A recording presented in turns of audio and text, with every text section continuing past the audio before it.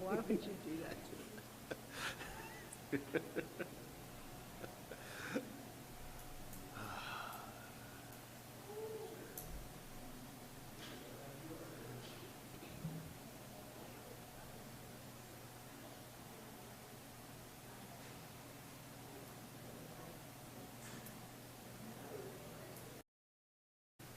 Good evening, and I thank everyone for attending. It's lousy weather, but we're going to have some good information transmitted tonight.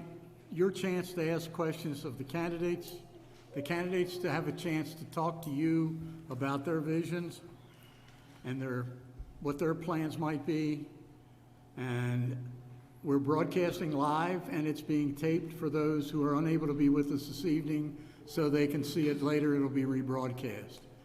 Before we get the event underway, I would ask if you would please, who are able, please rise to do the Pledge of Allegiance, and please remain standing for an extra minute, please. Pledge allegiance to the flag of the United States of America and to the republic for which it stands, one nation, under God, indivisible, with liberty and justice for all. And I ask you to remain standing for just a moment of silence. The community lost a fine gentleman, a father, a husband, a veteran, and just an all-around good guy. And we lost him way too soon, Mr. Darrell Hale.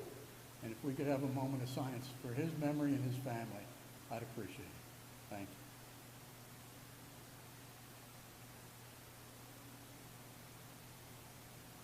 You may be seated. Thank you.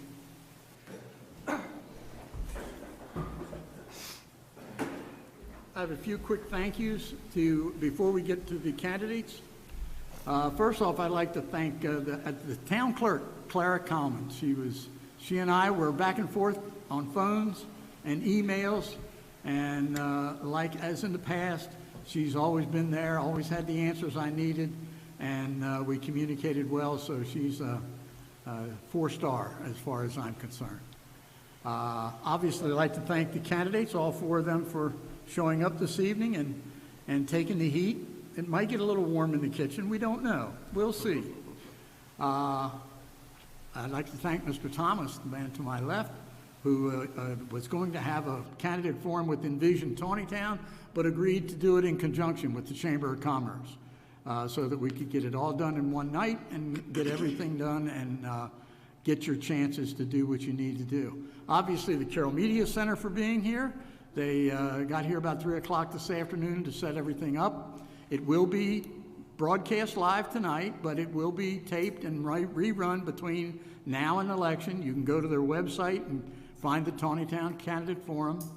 And they also have offered time for each individual candidate to come to their studios and tape a 5-minute message that will also be broadcast and available for your viewing. I'd like to thank the citizens who might be out there watching us, I don't know, that were not able to be with us this evening, that have emailed me questions that we will fit in and around your questions as the night proceeds. And certainly like to thank the Taneytown Fire Department for once again making their facility available, and for Ms. Shirley Haynes for meeting me here at 3 o'clock to open things up and to be able to use the hall. It is a community activity building, and this is a community activity. There are some events coming up that the fire company's involved in. There are handouts at the table. They've got a fish fry coming up tomorrow. There's pit beef on Saturday. Carnival's coming up in June. There's a listing of their activities and some flyers here on this board as you go out that you can get particulars on for what is coming up. Please support the local fire company. There are still volunteer fire companies, regardless of the fact that we now have the EMS paid services. I'd also like to say a word of thanks from the Chamber to Diane Foster, Judith Fuller, and Elizabeth Cheney, the 3 sitting council persons who will be there until after the election They chose not to run for re-election, but we appreciate and thank them for their service over the past years.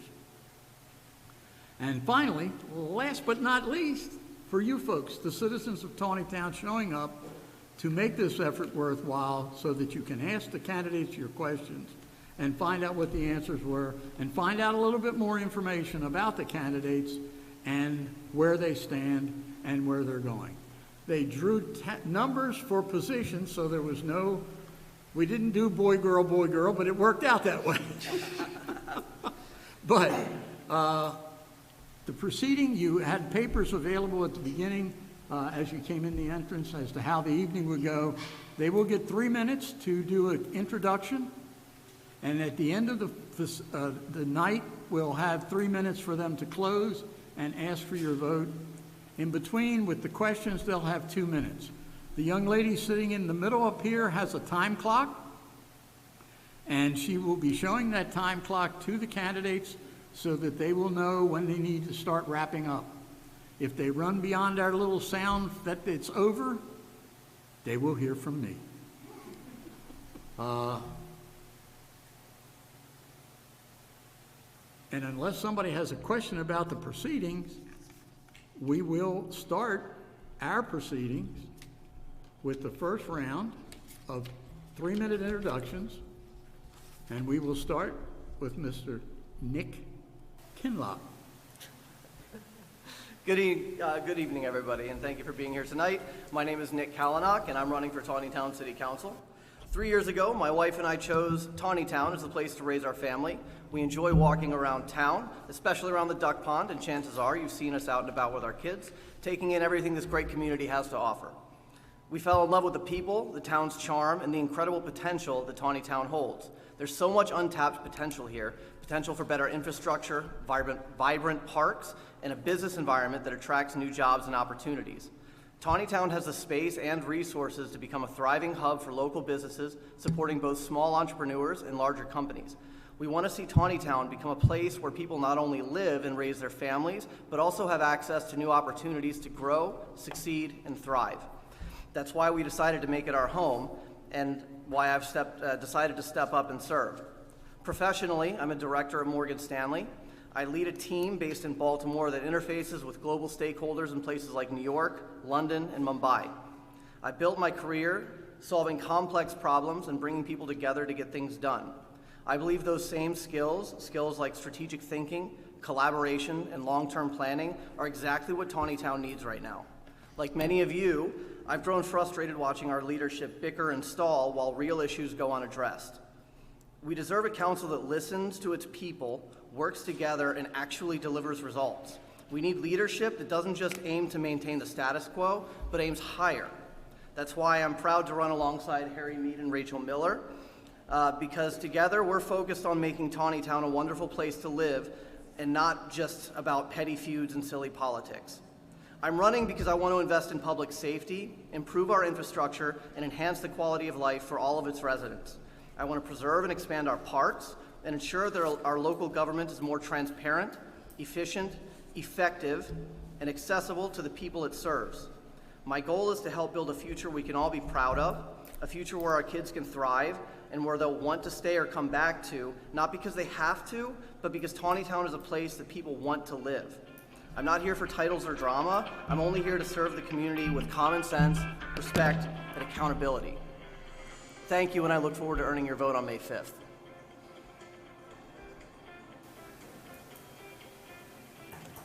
That's all I got.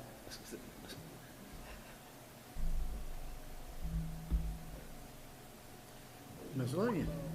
Good evening. My name is Lillian Hardy.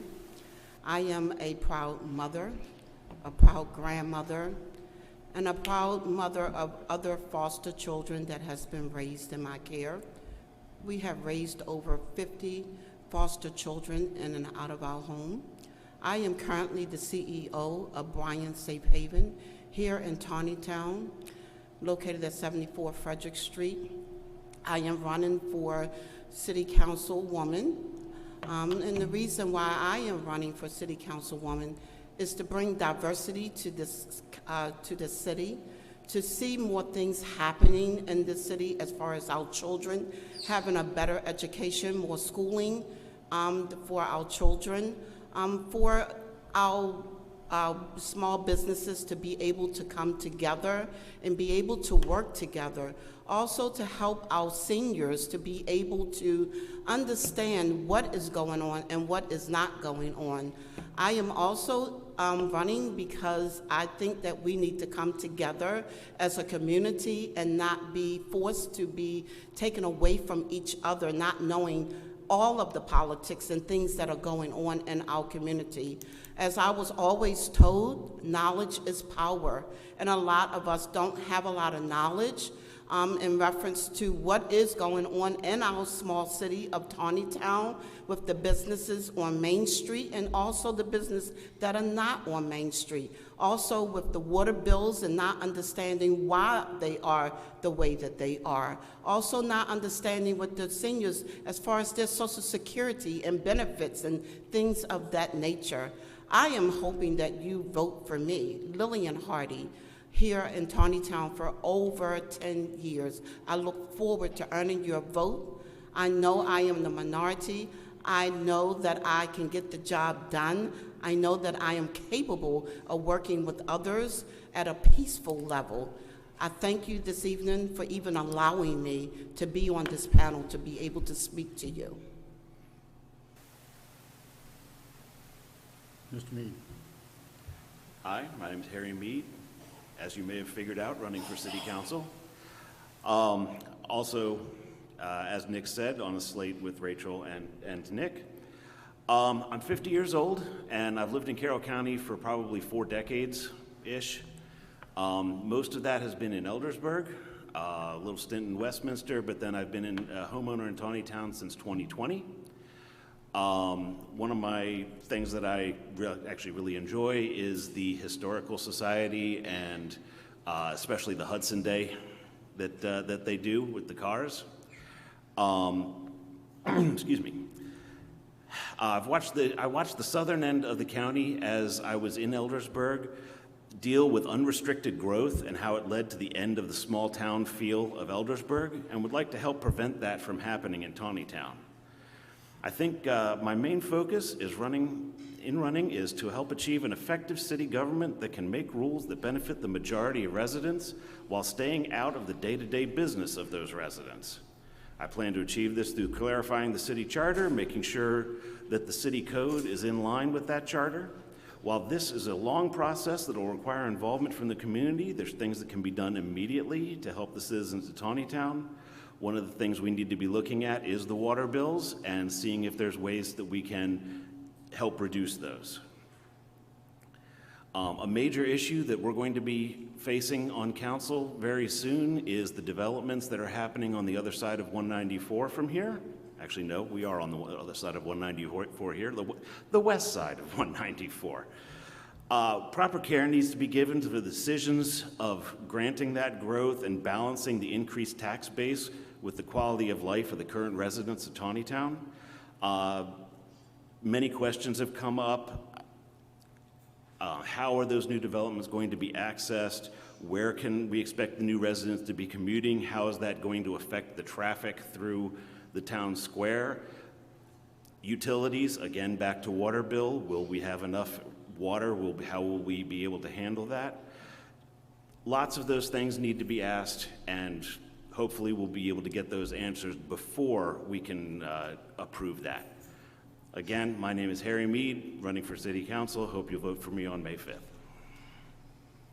And just 1 minute before Ms. Rachel speaks, because I knew I'd forget something. I'll forget more than one thing, but I did forget one thing in my opening that I had to do 2 years ago.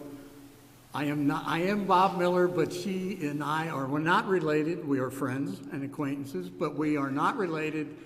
And I live in Frizzleburg, so I'm Switzerland in this area because I can't vote and I don't vote in Taneytown's municipal elections. Now, Rachel. Good evening, Taneytown. My name is Rachel Miller, and I'm running for City Council. I'm a dedicated mother of 5 kids, a small business owner on Main Street, a committed civil servant who has already been on the front lines working to make our community better and to work for you instead of these developers or outside members that may be moving to the city and not really have an idea about what's going on quite. But I'm proud to be running on a slate with Nick Kollenach and Harry Mean, and we're preparing day one legislation to tackle the challenges that our town's facing. Let's start with water relief. On day one, we're working towards implementing a reduction in water rates for FY26 and a relief fund that can help offset costs for residents that may be facing dire situations or emergencies. And when providing proof of the problem being fixed, we can work with them, help relieve them of that issue. We're also proposing a yearly water rate audit to ensure that every dollar collected is spent wisely, keeping our water system self-sustaining, not a profit machine. When it comes to economic development, I speak as someone who knows that our local families and residents desire something more from our town when it comes to commercial spots. Our plan for Main Street is simple. Create a dedicated committee with a fixed budget that focuses on projects that directly benefit Taneytown. We're committed to serving our community, not chasing fleeting tourist dollars or impractical high-end ventures. While doing this, we'll also focus on economic development throughout Taneytown, not just Main Street, as there's more to it. Safety is another priority. We're taking bold steps to enhance roads, pedestrian safety, and traffic enforcement by introducing smarter speed controls and boosting our police force. We'll ensure that every neighborhood is secure and that our streets remain a safe place to live, work, and play. Just the other day, I had a ride-along that I got to share with Officer Darby. I learned a lot about our Taneytown Police Department. Very fun experience. He was super cordial, super politically correct, and I will say it was a fun time, and I learned a lot, and I hope to work with him in the future. But I do want to address that I am my own person. I might be married to the mayor, but my relationship does not define my identity. And I would like to ask for your vote for MMK, Harry, me, and Nick on May 5th. Okay, I'm going to ask the first question. It was handed to me from the audience, but it's really a follow-up to what you all just talked about. And some of you hit on the topic, some of you didn't. So now you're going to answer this question. How long have you lived in Taneytown? And what have you done in the community to help and serve the citizens to date? And we'll start with Ms. Lillian on this question. Again, I am Lillian Hardy. I have been a resident of Taneytown for 11 years. What I have done for the citizens of Taneytown, I have created a food pantry resource center that has been in action for 4 years, that started out serving 20 to 25 people a week, and now we have increased our numbers to 200 families per week with food, for food insecurity, and also resources to help our citizens within Taneytown and outside of Taneytown to be able to gain the resources that they are in need of, whether that be for energy assistance, food assistance, etc. Again, I am Lillian Hardy. Harry? I've been a resident, like I said in my intro, been a resident since 2020 of Taneytown, Carroll County for nearly my entire life. What I have been doing is actually showing up to city council meetings. I started city council and planning meetings. I started that a couple of years ago to try to get involved that way, and for a while there I was one of the few, the proud, that showed up for city council meetings. I think it was me and Nick sitting in the back a decent number of those meetings. But through that, learning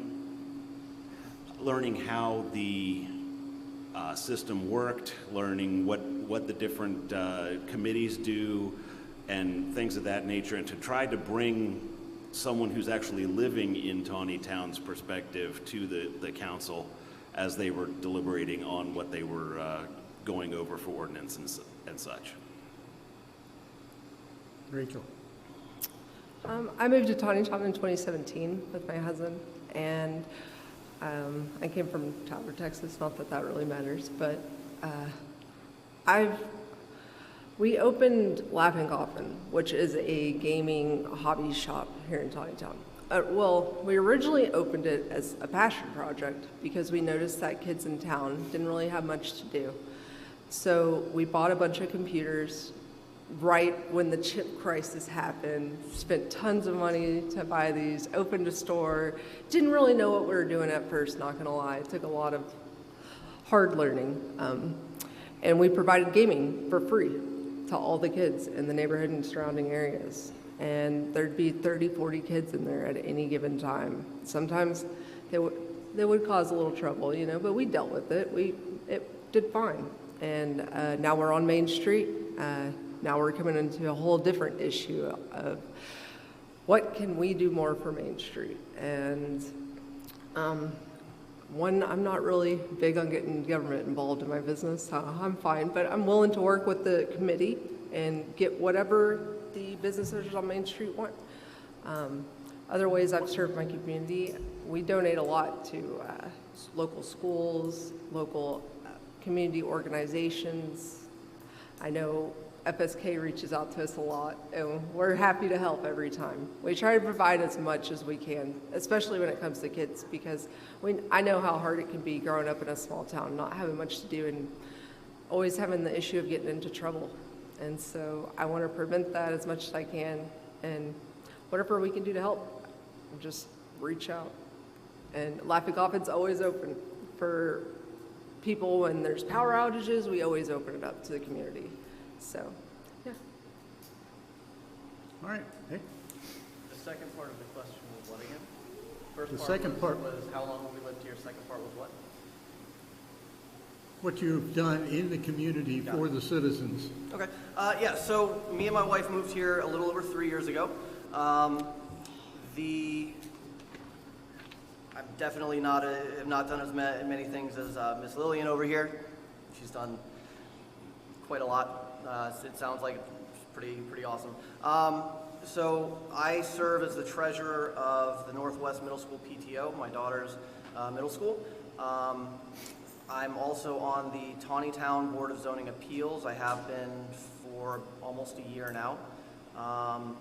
And kind of like Harry, I started going to council meetings pretty soon after the last election that happened, mostly to see how the town runs, because me and my family plan to live here for quite a long time. So we want to know who's running it, how it runs, so we can have an idea of what it might look like 5, 10, 15 years from now. And I guess the more we've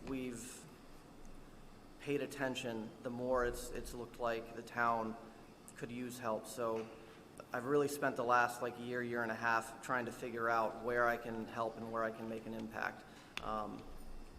And I think for me, this is one of the ways that I can do that. Thank you. We'll now open up the floor for anyone from the floor. I need you to step over to the microphone and state your question to your candidates.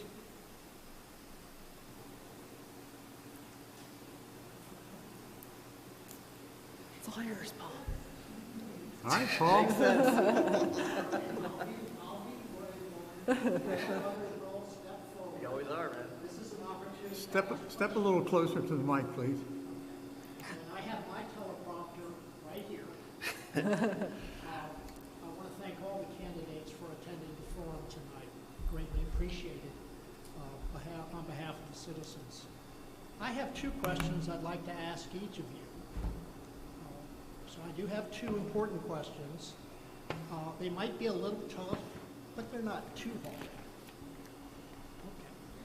Okay. My first question is, recognizing the needs of Taneytown residents should always come first. The residents should always come first. However, what is your personal vision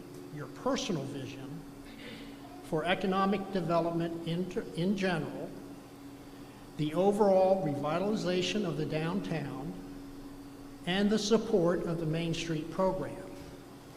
Also, do you feel that economic development in the city has generally been a failure these past 2 years? I'd like to let you answer that question first before I pose my second one. And we'll start with Harry. I can repeat my question for anybody that needs it or clarification. Trying to kind of distill the gist of that because it was fairly long. What I see at Taneytown needing for economic development is we need reasons to not go other places for our basic necessities. Right now, oh, I need something, oh, I'm going to Westminster, or I'm going to Hanover, or I'm going to Frederick. Not as much Frederick. But if we could have, I've heard rumors of a hardware store for a long time. If we could have a hardware store of some flavor, so I don't have to run to Littlestown at least, or if it's a little bit later, since they close pretty early, Hanover or Westminster to go to one of the big box stores. I always prefer to shop more locally if I possibly can. So that's one of the things that I'd like to see on the economic development side. On the Main Street side, I would love to have a Main Street that's available for the citizens more than it is now. Whenever I go through there, it seems like everything's pretty much closed. So I don't get a chance to see many of the shops of Main Street because they simply aren't open when I'm going by. Or it's during the ungodly traffic hour when you can't get to 194. So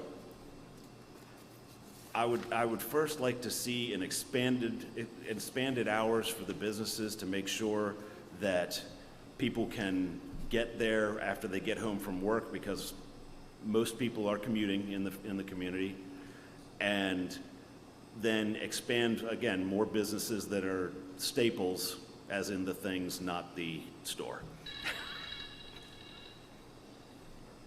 Rachel?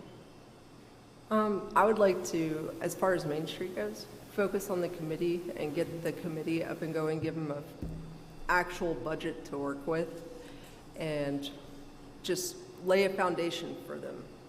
Before we even make selections for it, just lay a foundation, get everything set out so that they can take off running. Because the last time it was they didn't really have much to work with, let's be honest. It was a little rough as far as economic development goes, and city-wise.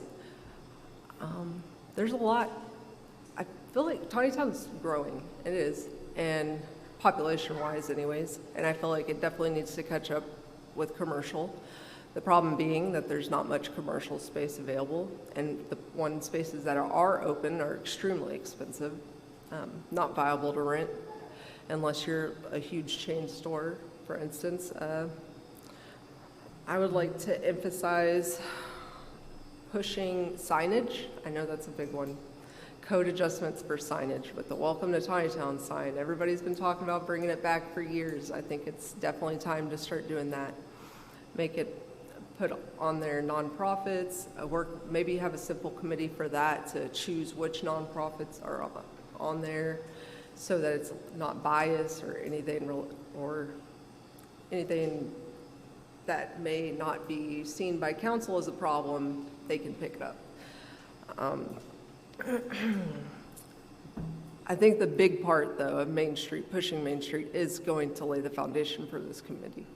And I would like to see nominations as soon as May, maybe June, and just maybe lay off on the back end when they're all set up and ready to go.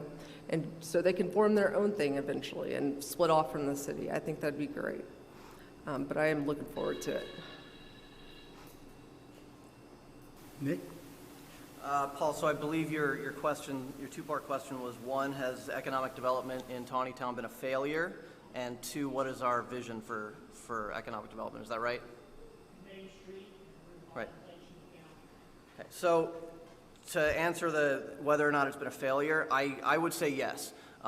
Mostly because I have not seen any new business development really in the last couple of years since we've been here, outside of, like, I know Bellissimo's was a big deal when it came here, but outside of that, when I run up and down the strip or go around town, that's really the only thing I've seen that I've noticed. There may be data out there that suggests otherwise. As far as vision for economic development, one thing that I do want to touch on is the collapse of the Main Street Advisory Board that happened last year. I think that was a travesty. I think that Stephanie and Sharon were doing amazing work, and everything that happened to me looked like it never should have happened. I don't know exactly what went on, but I think we need some kind of committee like that to at least start getting Main Street moving. I don't know that I have specific answers for how can we develop Main Street better. I know, again, pointing to Stephanie, I know she had a clean, green, and safe committee that she wanted to do, which I think was going to do really good work. But in general, we need an economic developer who's going to go out and court entrepreneurs to open new businesses here, help them find grants if needed, help act as a business incubator to help them get off the ground, and help give people who want to do business in Taneytown the resources that they need. I don't know that we can get something like a Target or anything like that in here, but I do think we can probably recreate it in the aggregate with a bunch of smaller businesses where they can basically have a lot of the same goods.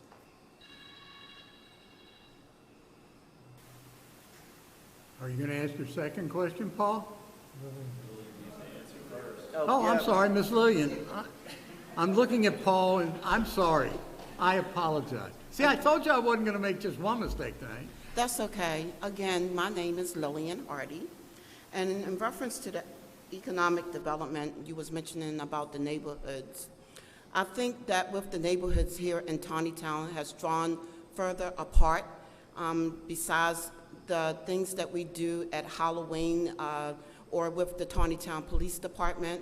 I think that there should be more things being done here in Taneytown with families to bring families more together, especially with the population of children that are here in Taneytown that has absolutely nothing to do. The growth that I have seen on Main Street is children. The failure that I have seen on Main Street is that there is nothing for children to get involved in or families to get involved in with their children.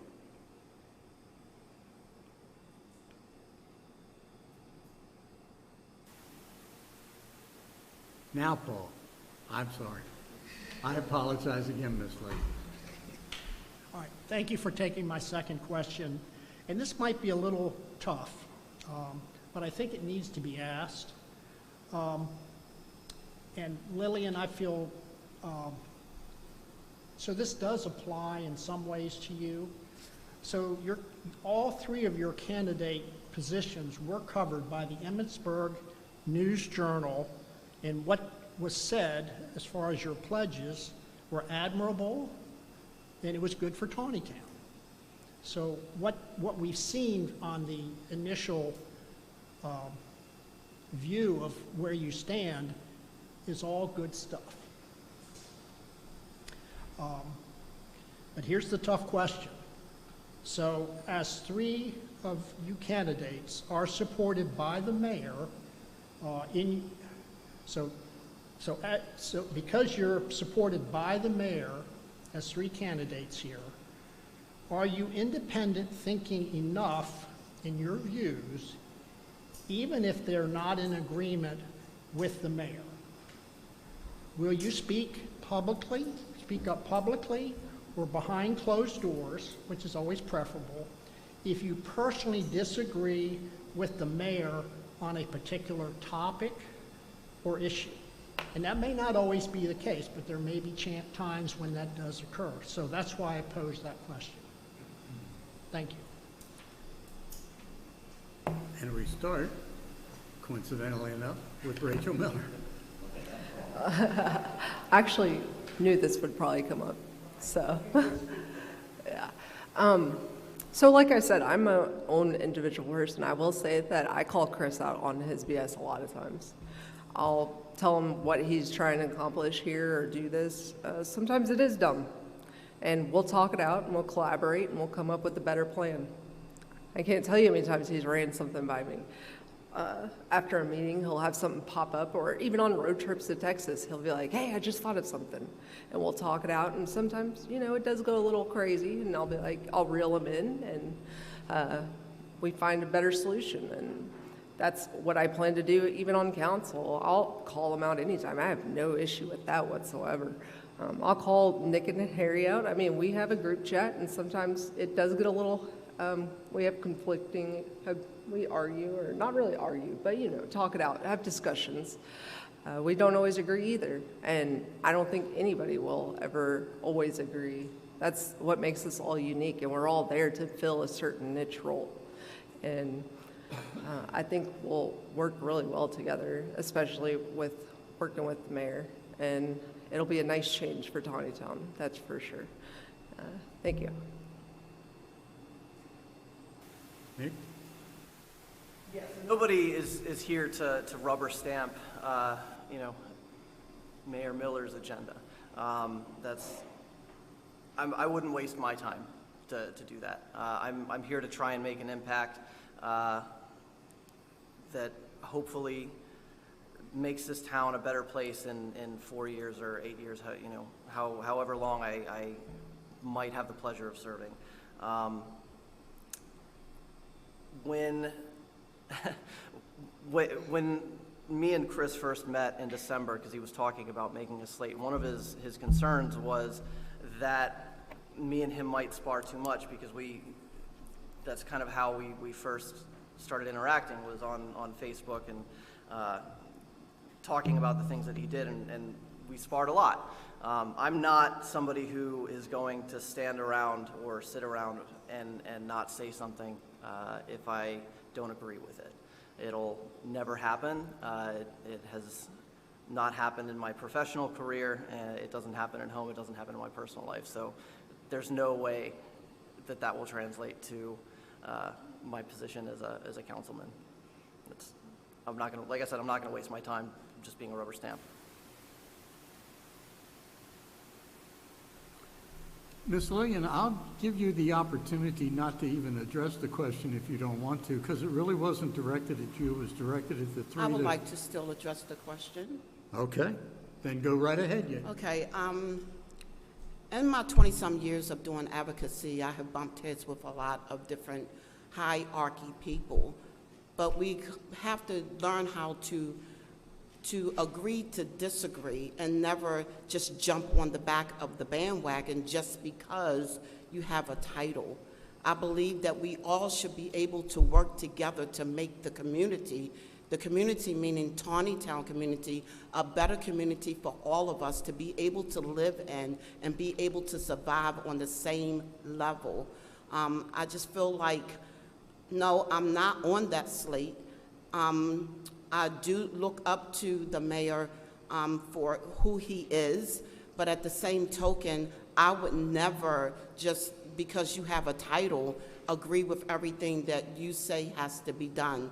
I just believe that we should, again, agree to disagree and come up with a best solution, not for the mayor, nor for myself, but for the community. Thank you. Harry? I'll start out with, you should see some of the arguments we've already had. But in general, no, I am not going to be just everything that Mayor Miller wants, because I have already disagreed with some of the things that he has wanted, and we've talked it out. I like having my ideas challenged, because that way I know that if there's any holes in my ideas. So it's kind of where I come at things from being an engineer. If it doesn't hold up to scrutiny, it's not worth anything. So I am always happy to have my ideas challenged, and I'm always happy to challenge other people's ideas, but it's always respectful. And I think I've had some good discussions with a couple of other council people and we've disagreed on things, but we can kind of find the common ground and go from there.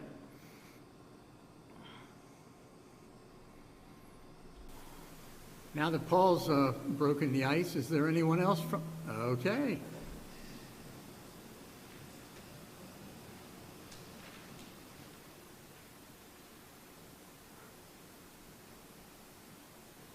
So as a bit of a follow-up to that, I want to bring it back to the constituents and not just about the interactions between council and other council members and the mayor. So how would you respond when a constituent's needs or desires conflict with your own beliefs, your agenda, your priorities? And what specific strategies would you use to engage with residents who hold those differing views and to build a consensus among Taneytown's residents? And we're back to Nick for the first answer. So I think you have to approach people with empathy. And something I know I do is I tend to ask a lot of clarifying questions to make sure that I understand what information somebody's trying to get. It helps me understand your worldview as well as maybe update my own, because I'm kind of an idiot, right? Like, I don't know a lot of things, and other people have information that I don't have.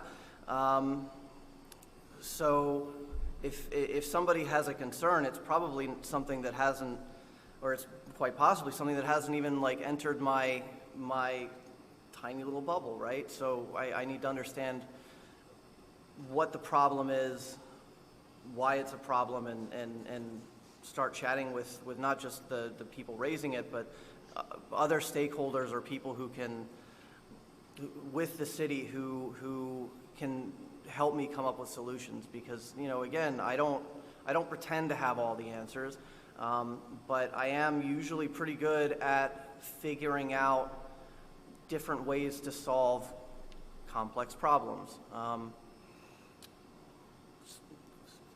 think my model is pretty simple.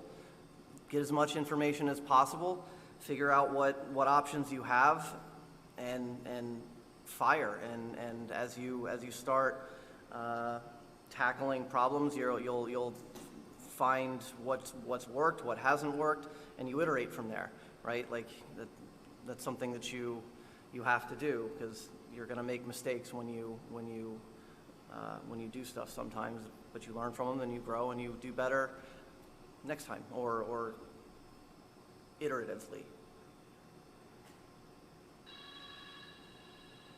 Ms. Lillian.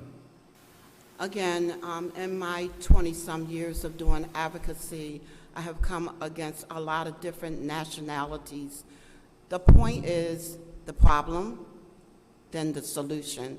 It's not about race, color, or any of that. Again, it's about what is the problem and what is the solution. And in between the problem and the solution, let's just figure it out and see how we can get to that solution with the problem that the individual is having.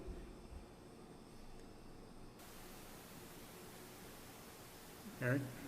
My usual MO is I like to listen as much as possible and gather information before spouting off an opinion on something. But in this case, as it was laid out, I am representing the actual citizens of Taneytown and not necessarily my own beliefs, although I'm getting elected for those beliefs. So I would listen. I've actually already done this. I've had someone come to me already to talk about things, and I listened. We probably had a good hour and a half chat back and forth on Messenger, and I understood where he was coming from, but I also kind of had to let him down easy a little bit, because it really wasn't something that city government could do. So it's being diplomatic in those areas, because it's not always going to be something that we can take action on. But if it is, then we need to see if it's a singular problem or a widespread problem, and then start to work towards solutions if it's the more widespread problems.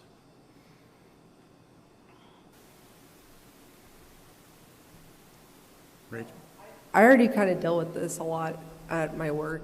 Working in the government, you deal with a lot of different nationalities and a lot of people from different countries, and they have different traditions, different cultures, different languages, and they don't always agree with what you're saying, and you don't always agree with them. But I've always found a way to be able to put that up to the side and listen to the actual individual. And whenever they have a problem, they come to me. I might not have the answer for them then, but I will definitely do as much as I possibly can to research it and get them the resources that they may need. I know with watching the mayor deal with a lot of constituents around town, I've learned a lot. Just how to interact with people, how to read their body language, how to deal with them. And me personally, I don't hold grudges. I might have personal issues with residents in town or something, but when it comes to the city government, I'm going to listen to anybody. I don't care if we've had fights in the past or arguments in the past. I never hold grudges.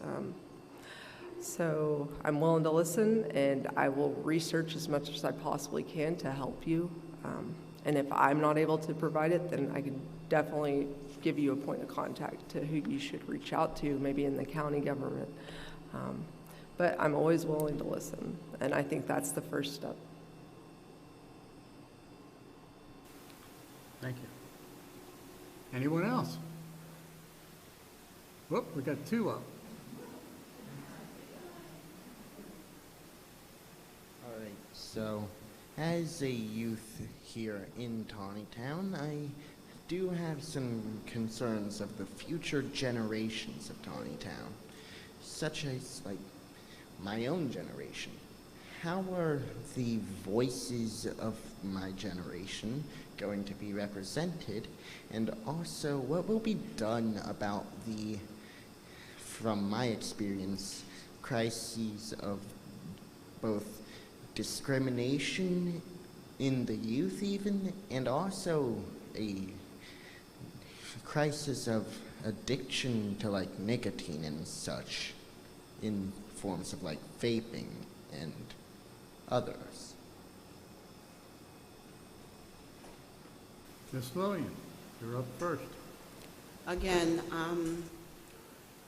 my focus in becoming council is very important because I have done foster care and have raised so many children that has gone through so many problems that the youth here in Taneytown is currently going through.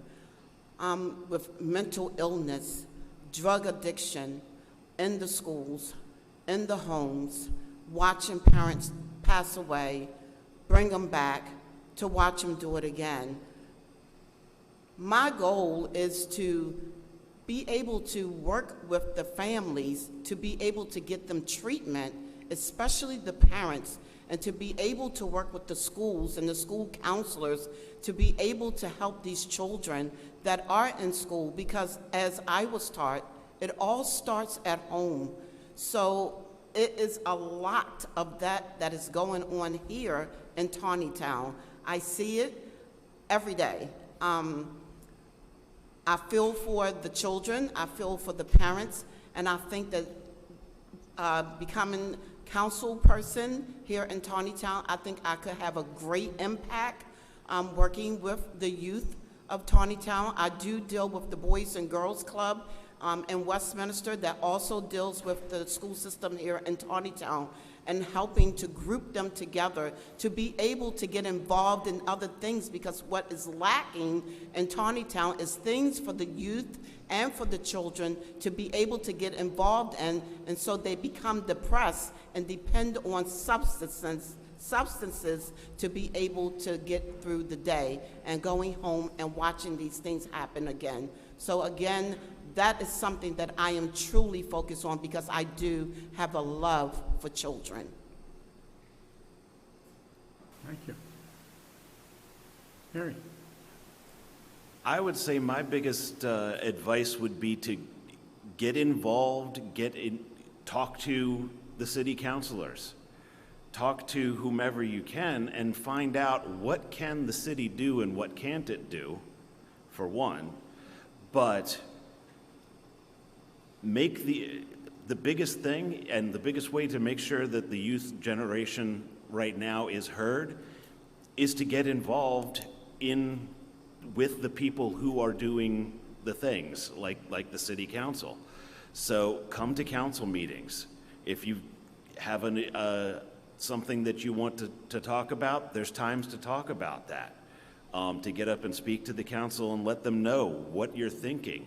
You can contact councilors, council people offline, I guess, for the meetings. You can email, phone calls.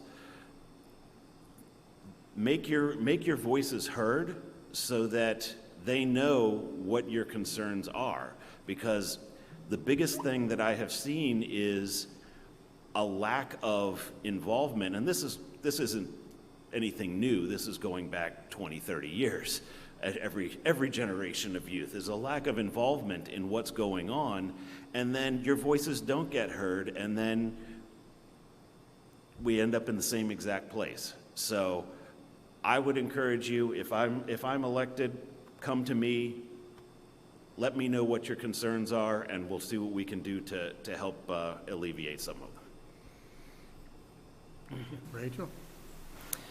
So I would definitely advocate for you to attend city council meetings and ask questions and talk to your representatives. I would like to personally see a shadowing type program at the city hall. I think that would be great. Maybe spend the day with the mayor or something, like a ride-along kind of, but with the mayor. And you'd get firsthand experience. Even like maybe if your council people are willing to do it, reach out. It never hurts to ask. I know council's not really in city hall much, but definitely reach out to your city hall to see if that's a possibility. I would like to see it done, so I would like to advocate for it if I am elected. Just I think it'd be a great opportunity for high school kids to be mentored by city officials. As far as vaping in school goes, the schools, they're kind of a county issue. The city really has no authority over the schools because they're countywide.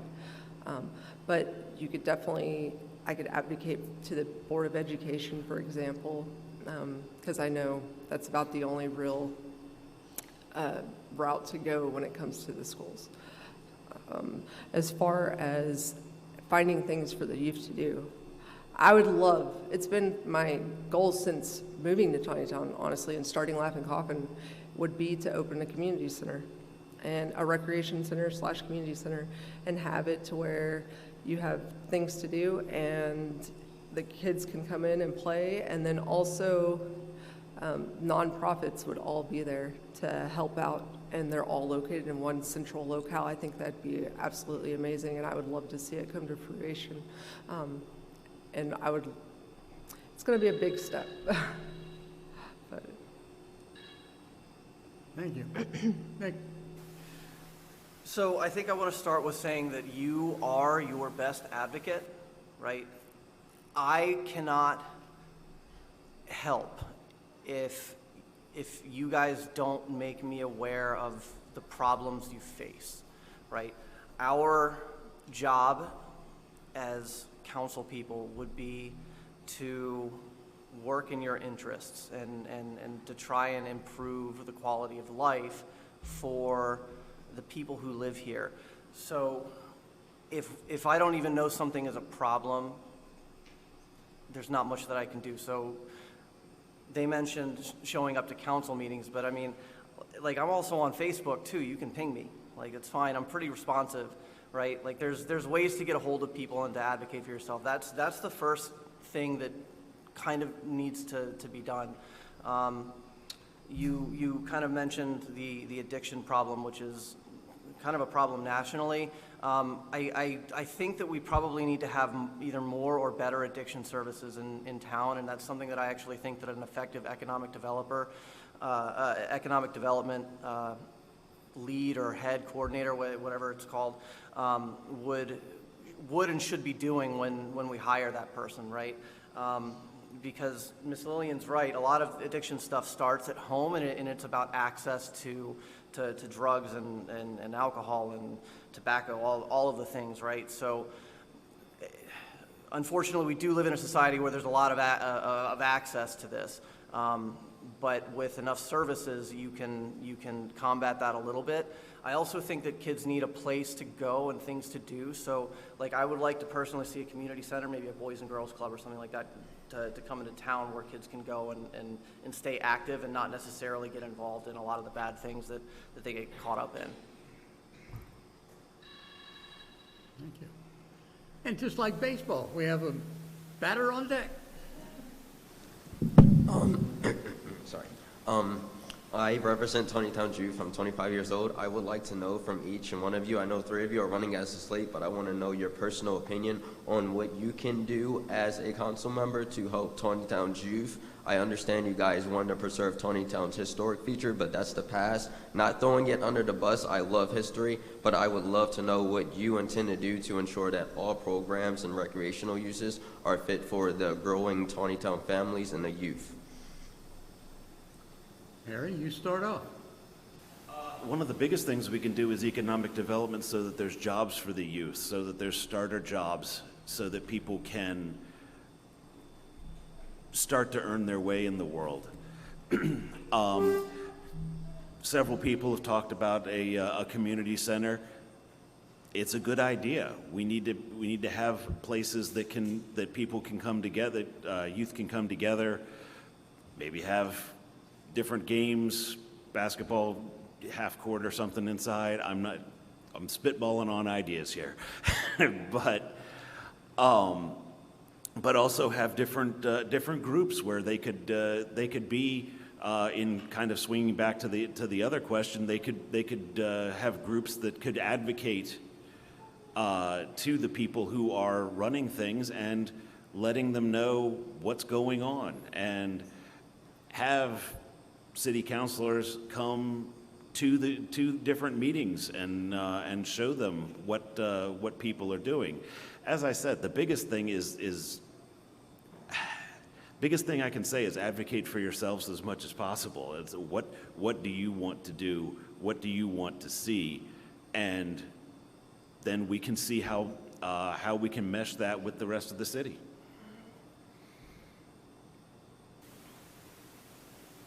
Rachel? So like I said, I would love to see a rec center.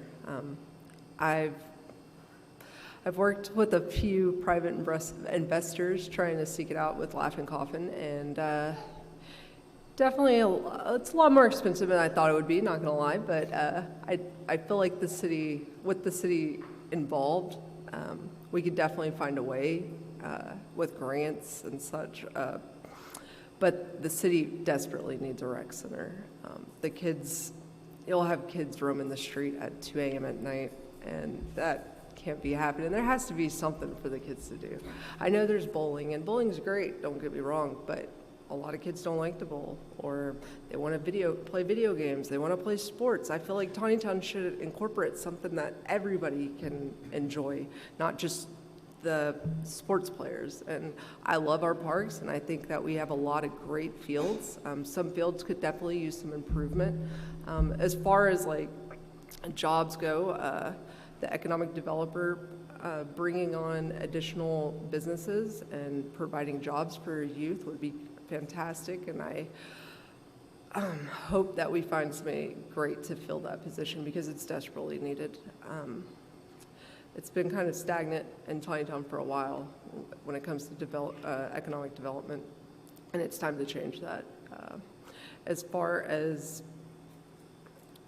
kids needing, my biggest problem with the young adults is that how are they going to afford housing in Taneytown? With development, all these developments they're great and all, but they're really expensive houses for young adults, and finding a way that maybe we could provide reasonable cost housings would be great, and provide them an opportunity to start life in a town that they want to stay in, a town that they were raised in, instead of having to move away because it's too expensive.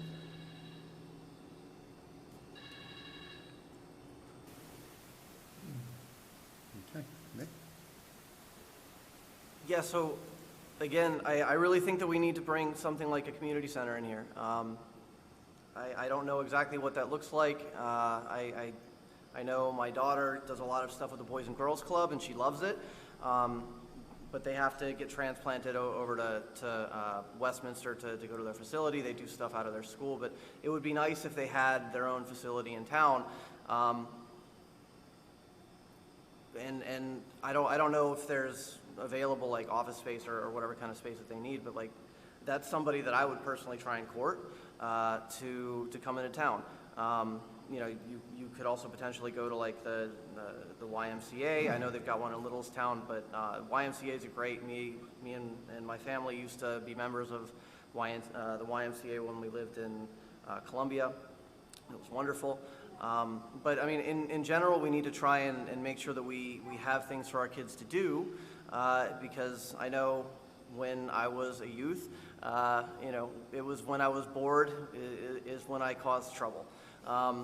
So, you know, having sports programs, having community centers, having businesses that they can go to play and interact and not get in trouble is what we need to court. And a lot of that is kind of a dual role of like kind of what's happening in the Parks and Recs department now, where they're coordinating with a lot of sports programs and other activities for kids to do, and then, you know, again, an effective economic developer who would court nonprofits or businesses or just things that would attract kids, so they can go and do things and not get into trouble. Ms. Lane?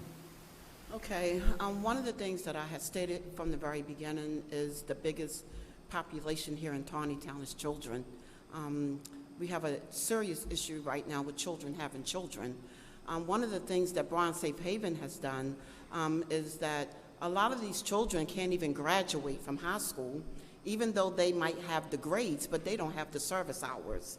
So one thing that we have already incorporated in Bronze Safe Haven is for them to be able to have the opportunity to volunteer at Bronze Safe Haven in order for them to get their service hours in order to graduate. To the gentleman who just spoke, and you being 24, I think that you as a young adult, some of the things that I think that some of these young adults can do, especially the ones that have graduated and have gotten a job or have started a family, could start up a youth group. That's something small that could bloom into something really big. I think that especially our young men here in Taneytown need to be able to start coming together as men so that they would know how to act like men and to be a man in the household for their family. Because again, like I said, it all starts at home with the man in the home.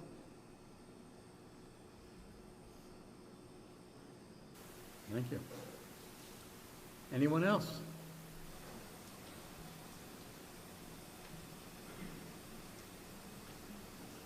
Thank you all for some very good presentations. I think a lot of what you're suggesting are great ideas. They're going to take funding. So it sounds like growth of the city is a way for that to happen. But my family has experienced small towns that grew too fast and became megalopolises. So how do you propose to balance growth so that we don't overdo it in the city over the long run? Rachel? So I would like to propose to developers that they come in to a council meeting and present their presentation and show why they should be given the ability to build in Taneytown. I think Taneytown definitely needs to put the brakes on developments. It needs to focus on its residents that are currently here. It needs to focus on our infrastructure. It needs to figure out how we plan to even provide for the developments that are still building. And if we have to, we can work with the mayor to put a pause on all developments until we get it all sorted out. But I definitely feel as if the developers should come in and present to council on why they should, like, how they're gonna provide water, how they're gonna get electricity, how are we gonna deal with if it's gonna put a strain on our police department, our fire department. These are all things that you have to take into consideration when you're putting in developments, and I think that the past council might have went a little rushed on the annexation of the Souls property. But it's just pushing against the developers and not just letting them get their way, and make sure that the residents of Taneytown are put first before any more buildings or housing goes up. Thank you. Yeah, so there's a book that I like to reference with this called Strong Towns that informs a lot of my thinking. And growth isn't necessarily bad, but not all growth is good growth. It needs to be kind of just generally what I call smart. And a lot of that, what most of that means is that it's kind of about, to get a little wonky, it's about cash flows, right? So not all when you develop something, you need to have the infrastructure in place to be able to receive it, but also anytime you build something, it costs money to maintain. And if you build a development that can't maintain itself, or you build too many of them, eventually your city becomes insolvent and it can't keep up with the pace of, you know, your road improvements, your water and sewage systems, and all of these things.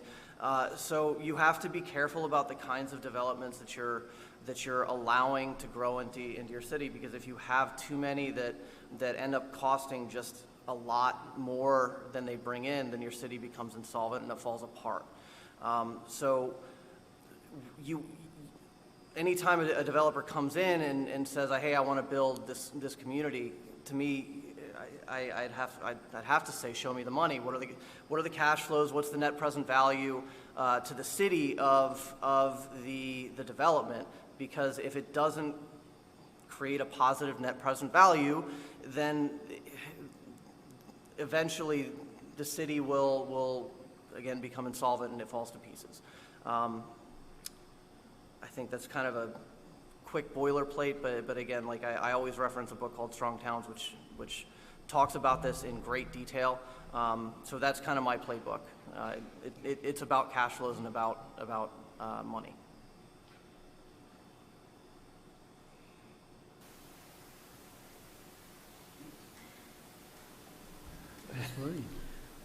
I think at this point, so that we don't outgrow ourselves, is that we need to focus on what we have right now. And the one main thing that we need to focus on right now is all of these buildings that are sitting on Main Street that is closed.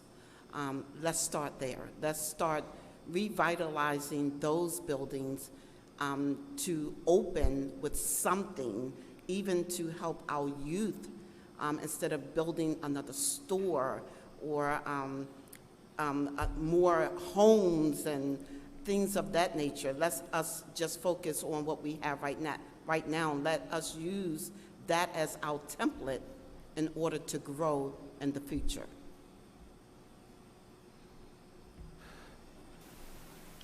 The biggest issues that we need to look at with growth are seeing the much wider picture of what has to go into it. What other costs happen if you add 100 houses? Does that increases police, that increases fire, that increases water? We need to think about the electric system, because I know all of us have probably been through the Taneytown power pops whenever a transformer goes somewhere. But all of these things need to be taken into consideration. Will we have to add to DPW so that road maintenance is taken care of, or other maintenance is taken care of in these new areas? So it's all a much wider cost, and something else that needs to be balanced with the growth to make sure that it's actually happening in a smart way, as opposed to, yes, we can put up 200 houses and we'll have 200 more tax-paying families, and now we can't get through the square. So it just needs to be done in a very controlled and smart way, and in taking a zoom back and looking at everything that's going to be needed in order to take care of that new development.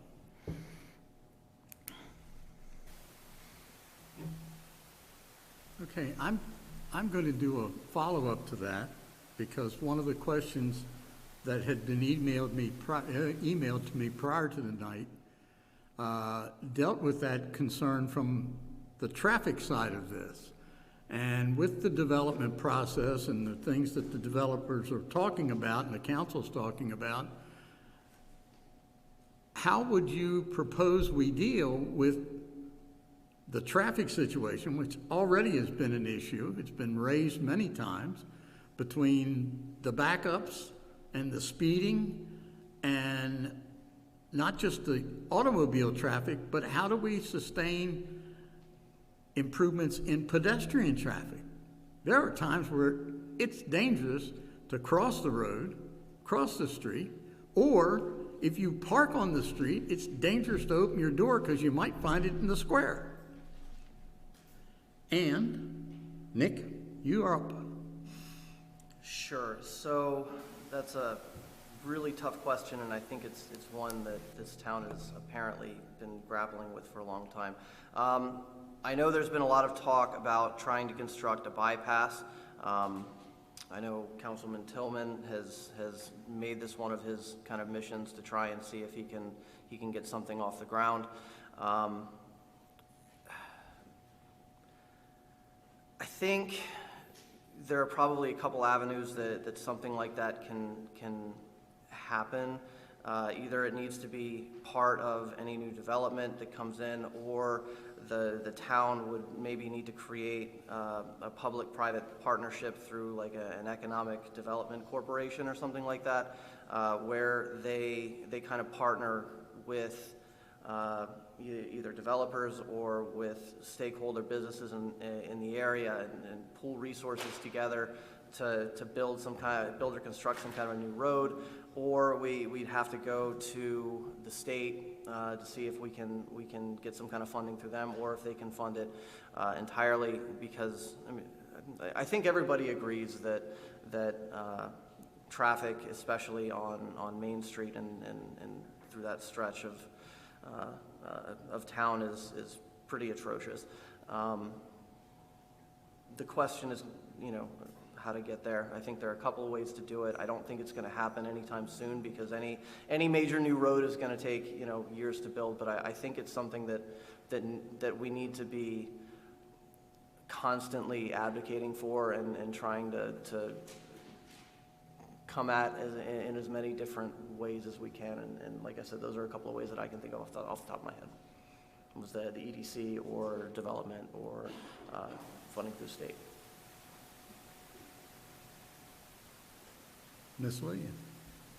It's really simple to me. I think as we, as council person, whomever is elected, need to come together to be able to continue to work on the bypass in order for this, the traffic situation to decrease.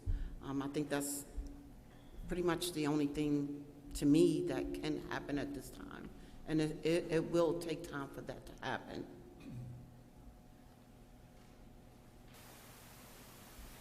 All right, Harry. I think we're pretty much all agreed that, yeah, a bypass needs to happen because you can't, unless you start knocking buildings down, you can't enlarge the square. So that's always going to be a choke point. So the question then becomes, again, zooming out and looking at what are we looking at for this bypass? One of the proposals that's come up for development has not quite a half of a bypass, because comes out on 194, but doesn't cut all the way through to 140. And there's no provision right now for it to cut through to 140, which is a recipe for disaster. Even if it's on a good intention that, oh, we're building a chunk of the bypass, it's like, yes, but you're also putting a couple hundred homes on that chunk of bypass that's now going to only come out on 194 and have to come through the square. So I would much rather see a bypass, much like what I drove earlier today around Hampstead, that doesn't have a lot of side entrances into it, because that's just pre-planning more traffic later and pre-planning issues for later. If you've ever been on the Hampstead bypass, it's 2 lanes and then a circle at 4 different intersections. And that's it.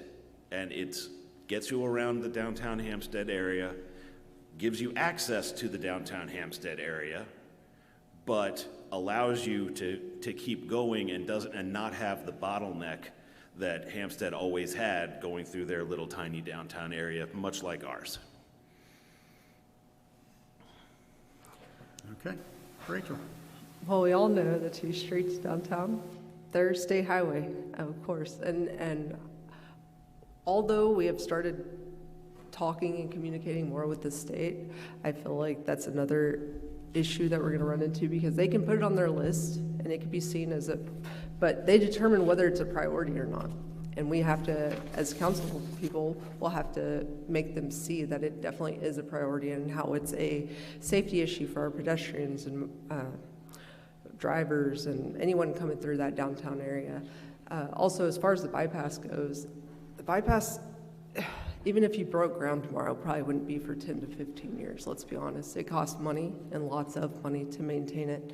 And I agree with Harry when it comes to development as having the bypass part of it, but who's to say that they're going to even build it to the standards that we would love to see, unless we bring it up to them and then they could easily back out from it.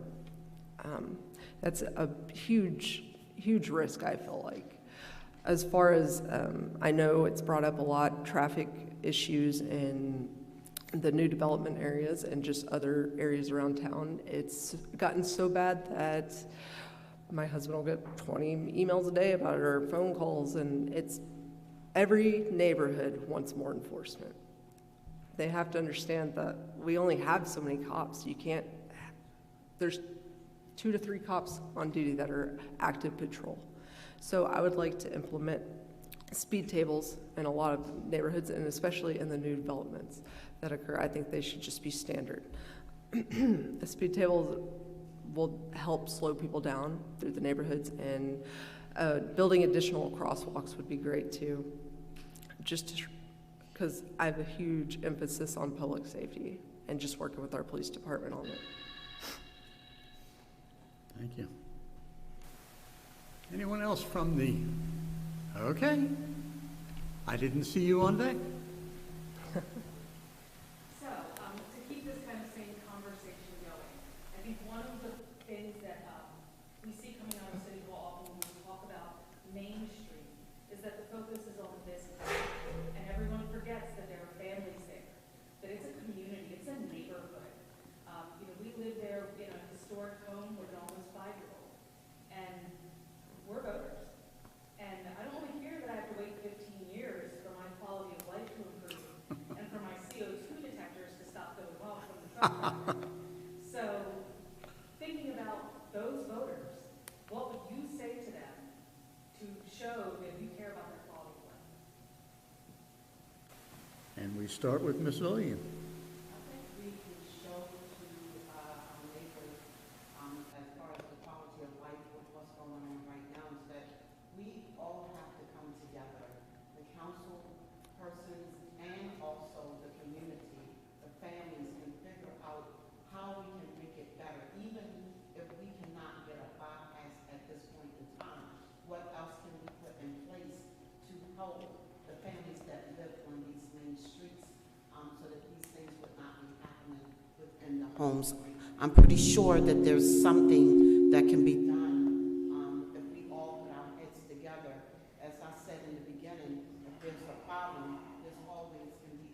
solution if we all just could come together and work it out so that we can get to the solution. Okay. Mr. Harry?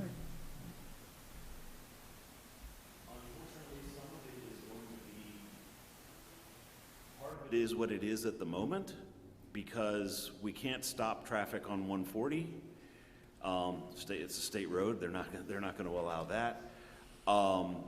And bypasses do take construction time.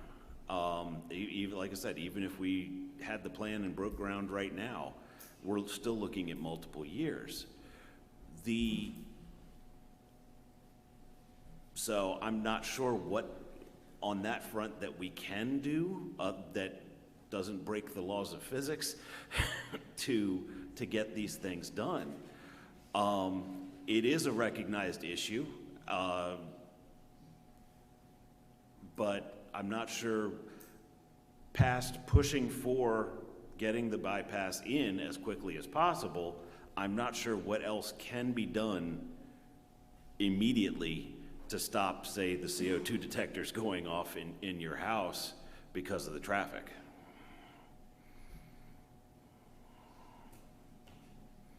Rachel? I understand the Main Street residents deal a lot with these heavy trucks that are coming through town, and especially late at night. I own a business on there. You could hardly have a conversation on the sidewalk with anybody without feeling like you have to scream at the top of your lungs just to be heard. I feel like a way to help with this, help alleviate this issue, is work with our police department to get them the proper equipment to possibly weigh trucks. I feel like that'd be a huge thing. Make it harder for them to go through town. And then give them training and make sure they're well equipped to deal with it. And as far as police department, obviously that's going to take more manpower. And I feel like we should reclass the administrative officers to where they aren't considered to be part of that patrol group. So right now, we may have like 2 officers that are in the building, but they count towards that patrol number as well. So you might have actually 1 patrol officer through the town. And I feel like if you separate those 2 roles, then you could have more cops on patrol. And this would help alleviate the residential traffic that we were seeing and speeding, but just make it harder for the trucks. And I definitely feel for y'all, because it gets loud down there, and I'm sorry y'all have to deal with that, but obviously a bypass wouldn't be overnight, but we have to find solutions that can help y'all now. So thank you. Thank you. Nick? Yeah, that's tough, man.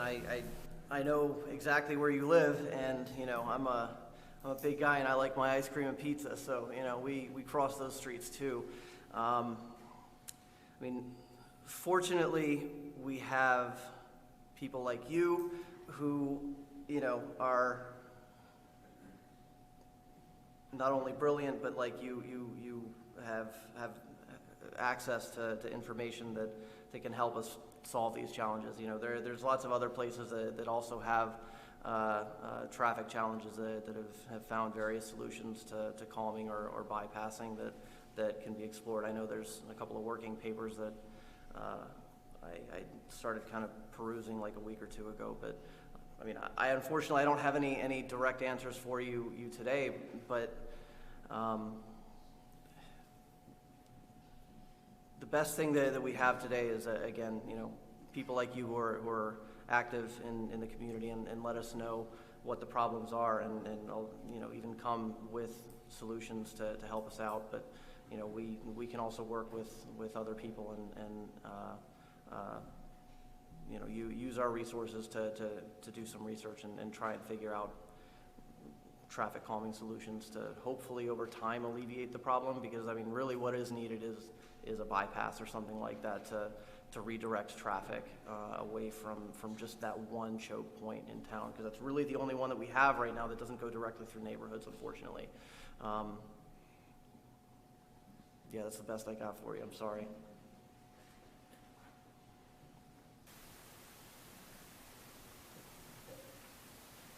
Yes, sir. Hi guys, well first off, thank you guys all for running. I liked a lot of your ideas and I'm looking forward to the new direction. I have a couple questions, but I'll stick to one to hopefully keep it a little general. Obviously you guys are all running for council for different reasons. Something that I was going to ask is to make it as polite as possible without making it too personal. How would you guys deal with conflict within city council if you guys don't agree on certain issues and things of that nature? Since we've seen a little bit, so how can we make sure that if we do have conflict, we can move in a positive direction? Because as someone who watches council a lot, I think that defers some people from going to the meetings at times, and just what you guys think that as new members you could do to alleviate that and move into a more positive direction. Hope that's okay. In fact, we've touched on that a little bit already, and that's all right. You rightly, it's not a problem. But we will do some follow-up on that, and we'll start with Harry. I was gonna say, I lost count of where we were. That's why I keep a list. Basically, the way that I think is, the way that I operate is I like to listen, like I said before. I like to listen, get the different opinions, and then we aren't served by bickering or finger pointing or anything like it. It doesn't accomplish anything. So to me, there's no point in engaging in it. What I want to do is I want to come up with what's going to be the best for the citizens of Taneytown based off of as many different opinions and as many of the facts as we can gather. When it comes down to it, if it's what's best for the citizens of Taneytown, it's not personal for me at that point. It's what can we do to work towards the best answers for everyone. So I'm just going to try to take things as non-personal as possible, and go from there. And again, just try to listen to everybody as they come up. Okay, Rachel. Well, I definitely think that discussion should be had at City Hall. It should be very transparent on what your city council members are thinking. And of course, not everybody's going to agree with each other all the time. I feel like we all do have the residents what they want. I believe that we're looking to solve all their or try to solve all their problems anyways, and take to heart what they're saying and listening. And I feel like it would help a lot more in city council meetings if we opened public comment more, allowed it at both meetings. Like, I don't see the issue in allowing people to speak. It's not like you're queuing 100 people to listen to every single concern. There's usually only 3 or 4 people that show up to a council meeting, and I hope that grows. But I believe that they should be involved. You shouldn't go in there with your mind already made up, and you're not really listening to the council members. Or to the residents. You're on your phone. You're snickering at them, you're laughing at their suggestions. Like, it should be a welcoming environment, and you should want to hear from your residents. And as far as working with the council members, I don't think there will be that problem. Like, we might all disagree, but we learn to collaborate and work together through our differences. I feel like we're all just looking out for the residents of this town, and we want what's best for them. And working with the residents alongside you is the best way to do it. Just letting them voice their opinions. Not everybody can make that first council meeting, but being able to hear them in the second one might just give you the idea that you need to push forward or to work together more and just involve the community more. Thank you.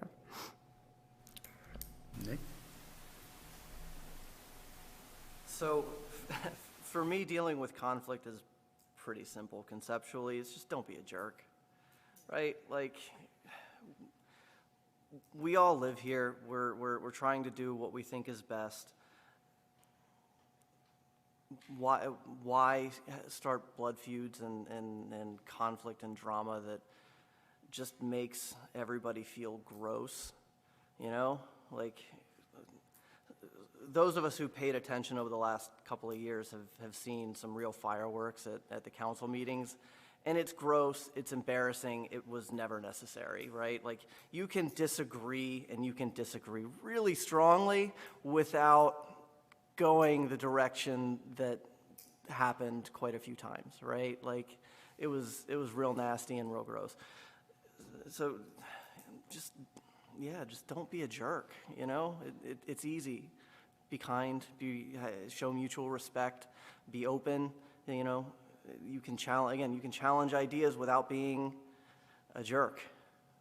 So, yeah, I think this is really simple conceptually. I know for me, like, I usually joke around a lot. I try and bring joy in the things that I do because, you know, as you know, we're all busy people, and it's not worth it to be miserable in the things that you do. So, bring joy. Try and make whatever system or wherever you go happier and better than it was when you left it. It's simple to me. Ms. Lee. That I'm in right now, I deal with conflict every single day. But at the end of the day, I have learned through my 65 years of life to have a humble spirit. And having that humble spirit, it helps you to be able to get along, to agree to disagree. As you said, this is what was happening in the past. We're now going into the future with a whole new panel. I think that with the new panel, with the ideas and things that we have to bring to the table, I think that we should be able to lay all the cards on the table, and because it's not about us. At the end of the day, it is about our community. Thank you. Sure. If you want, man. Did you talk anything about residents outside of city limits? Anything on that topic come up yet? Not yet. I have one in the hopper, but not yet. Oh, okay.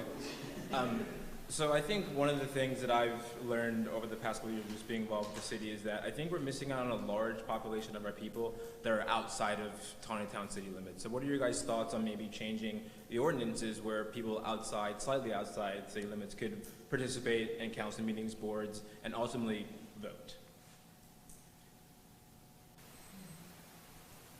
Okay. And Rachel, you're up.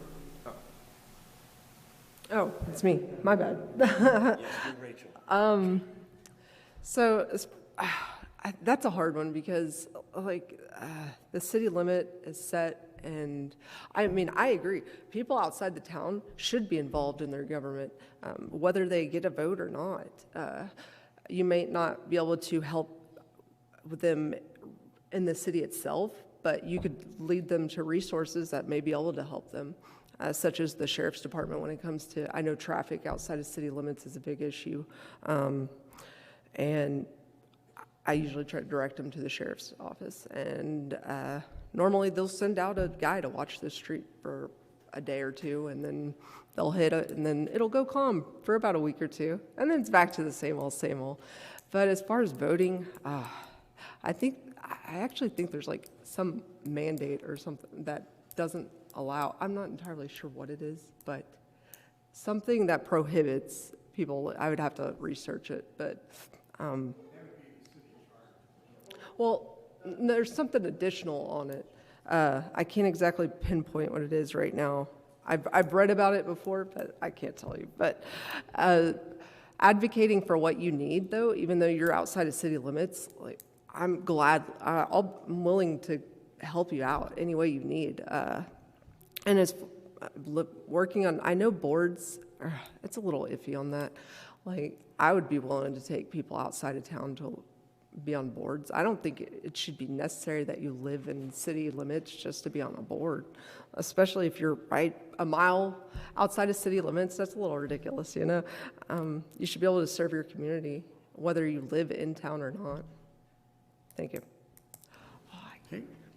Yeah, so I think this is, an issue that's actually kind of outlined in charter, right? Like we have city, I think it's called city proper, which are limits. So what you're talking about would, I think, require some kind of annexation of new territory to Carroll County territory to come into like the city proper. I have not thought about that ever, so I don't want to ramble too much, but I'm pretty sure that would require some kind of annexation. But the people, even if they're not in city proper, like you can still, like Rachel said, come and advocate for things that you're looking for that maybe can be done within city limits.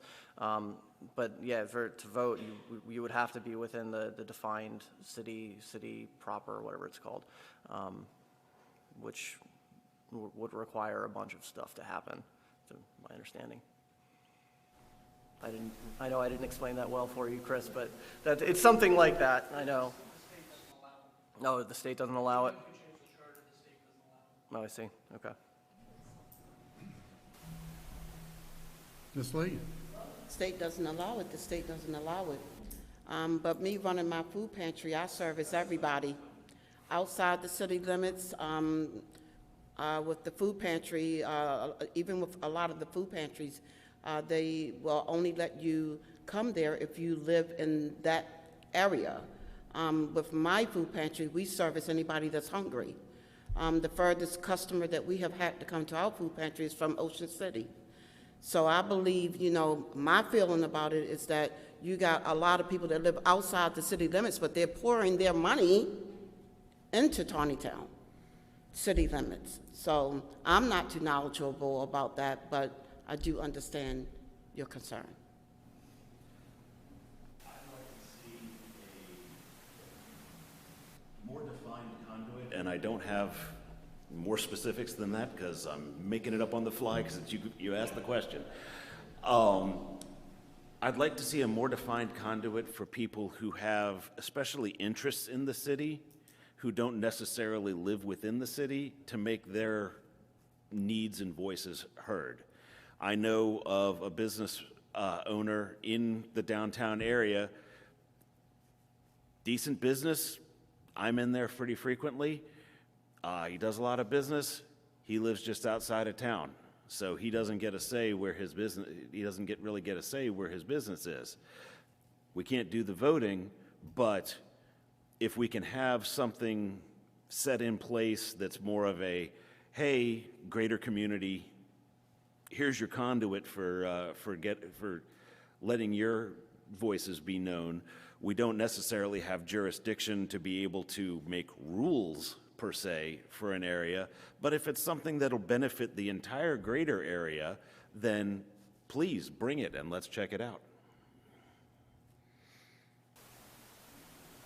I want to say, before I go into my question that was given to me, I'll get to that in a minute, but I don't believe there's any restriction on anybody speaking on topics at the town council. You're just restricted in being able to vote for anything that's on any of the ballots every 2 years when there's a municipal election. But I've been to council meetings where I've spoke, and I already told you, I'm from Frizzleburg, so they didn't throw me out and they listened. So I don't think that's an issue. If you've got a concern in town, you can certainly go and voice it, or as you've all mentioned earlier, you'll be able to be contacted individually once the election is finished, and you'll be able to deal with it on a case-by-case basis and take it back to the town council, even if the person's not able to be there physically in the building to do that. But my question carried it one step further, and this has been talked about for years, and that is, as it pertains, and I understand about the state, as it pertains to a business owner who owns a brick and mortar building and the real estate that it is on, being able to vote on items that is going to affect not just his business, but business in general, or the town in general, being his residence is outside. You mentioned a gentleman a mile out of town. I talked to, and I got the permission to use Leonard Wentz as an example. Wentz Chevrolet. It is a building it is a business that has been in town for years. He has owned his property. He owns the property as now, but he lives out on Trevanion Road.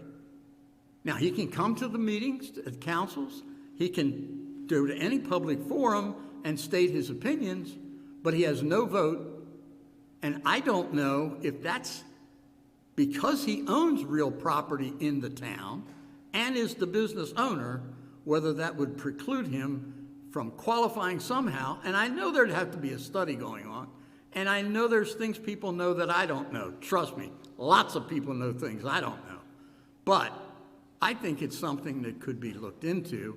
And the question forms is, what is your opinion about a person who owns a brick and mortar location and the property it sits on, pays property taxes and taxes to the city of Taneytown? Could you be engaged in a study to see if they could get the right to vote in municipal elections? And unfortunately, Nick, I dropped it in your lap first because you're up. I mean, I think I have a simple answer, yes. Like, I can't think of a reason if you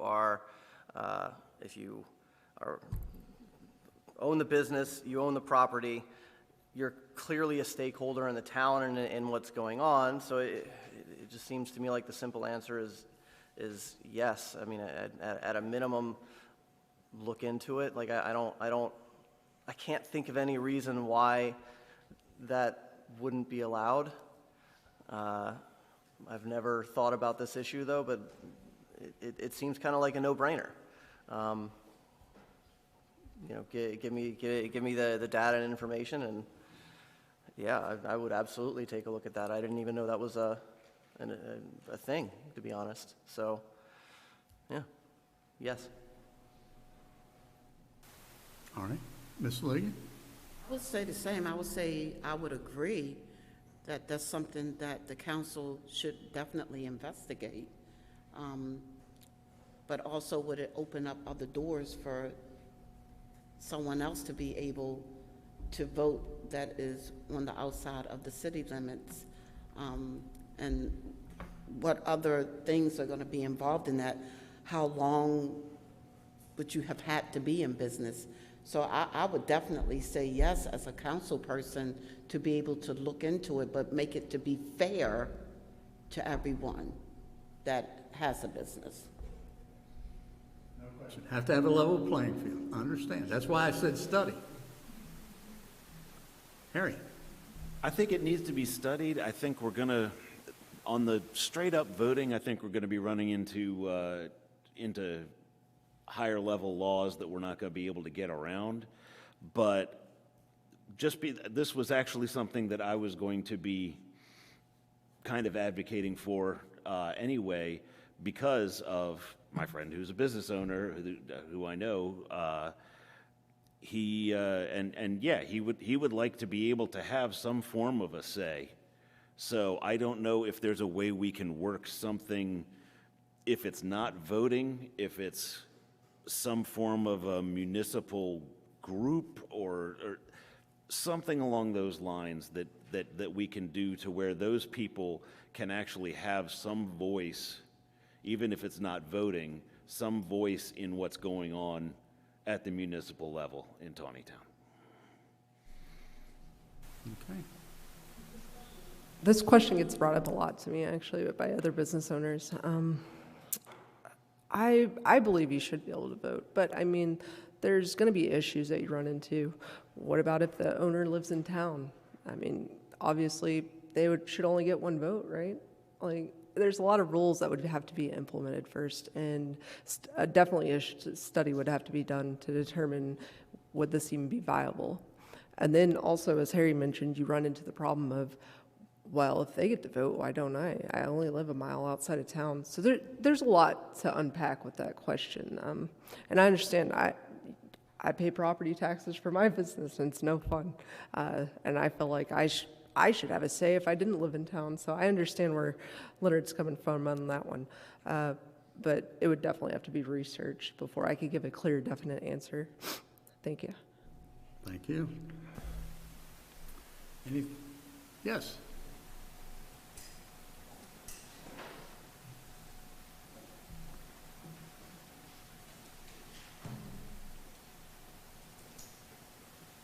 Well, in regard to the last question, I think everybody has access to, everybody that's on city council. So you're our representative, so it's best that we know each one of you and talk to you about our issues. And you're our vote. So I think rather than having business people that live out of town, we just contact you. I represent the Taneytown History Museum, so very often I come and talk to each one of you, so I know when I come before council that I have my things lined up. So now the other thing, I've heard you talk about bringing development in that has something good for the town. So I think right now you have several developments that are in the concept plan. One of them is the one that you mentioned that has part of the bypass in it. And I think you have the opportunity, this council is going to have the opportunity to get a piece of that bypass done. I think it's going to take some really hard work. It may take some city money. I think, again, would you go to the city, to the planning commission and say, hey, this is one of our priorities. We want to look at getting this development done because it contains a possibility of a bypass. I think you are in negotiations with FlowServe that you may be able to get an easement through there. Would you be willing to put a bond issue up to try to finish that so you would actually get that piece of bypass done? I don't think you're going to get any money from the state for a long time, so it's going to be up to the council to, if that's your priority, to stand up and finish that bypass. Thank you. And we start off with Ms. Lillian. I'm not too familiar with that, but I'm definitely willing to, if I become city council, to look more into it. I think that is a priority right now with Taneytown, and I definitely would do my best to get with what other council persons is on the committee to get together to make that #1 priority, to see exactly what can be done. And like I said in the past, until that is done, what else can be done while we're waiting for that to be done? Harry.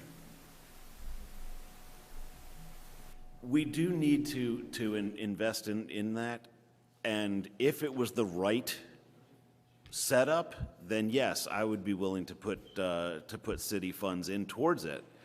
However, we also, again, we need to zoom out a little bit on what strings are coming with that chunk of bypass, and how will it be affected? If it's got a bunch of houses that empty into it, are we not just recreating the same issue just on another street?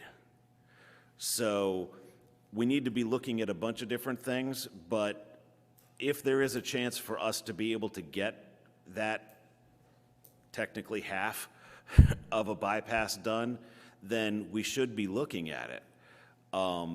However, we also, as I said, we need to look at the overall impact as well of what happens if we can't get the other chunk for 10 years. How are we going to be living with that on that side of town?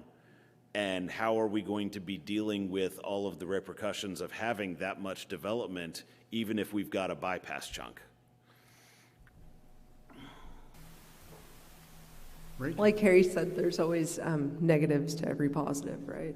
So you can't just come in and be like, oh, well, I'm in development, I'm looking to develop in Taneytown, but I'll offer you part of the bypass.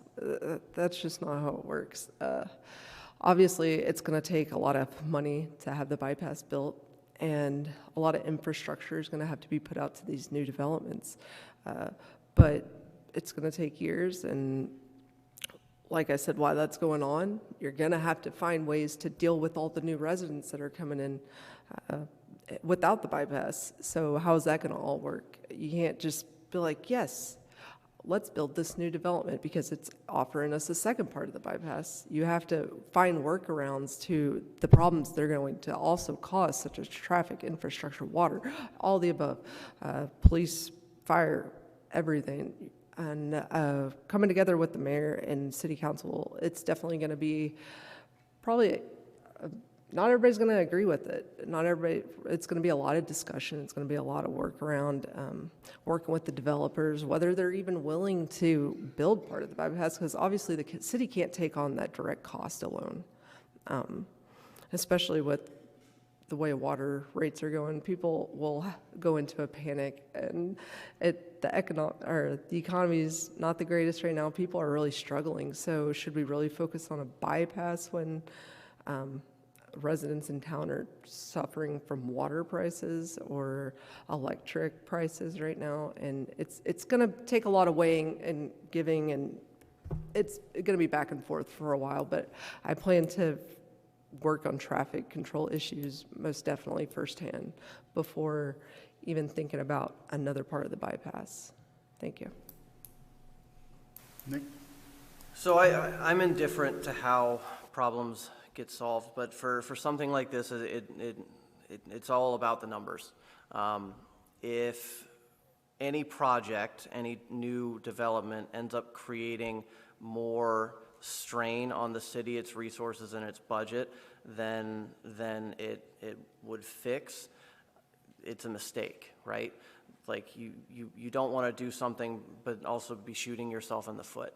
I'm not against putting up a bond if a developer can come through and show that the project that they're creating with the bypass has, again, to use the finance term, positive net present value, right? Because that means that it's actually bringing financial stability. It can sustain itself over the long haul without the city having to start just going through the growth Ponzi scheme that often happens with a lot of cities, which is creating significant strain on city budgets and city resources throughout the country. So for me, kind of first principle is always fiscal responsibility and making sure that anything that the city is doing is in its medium to long-term interests from a financial perspective, because if you take on too many liabilities that you can't pay for, again, your city crumbles. But again, to answer your question, like I'm indifferent to how things get done. You just have to show me that it actually creates value for the city. And if you can show me a reasonable model that does that, then yeah, that's fine. Okay. Anyone else from the audience? Oh, here you come.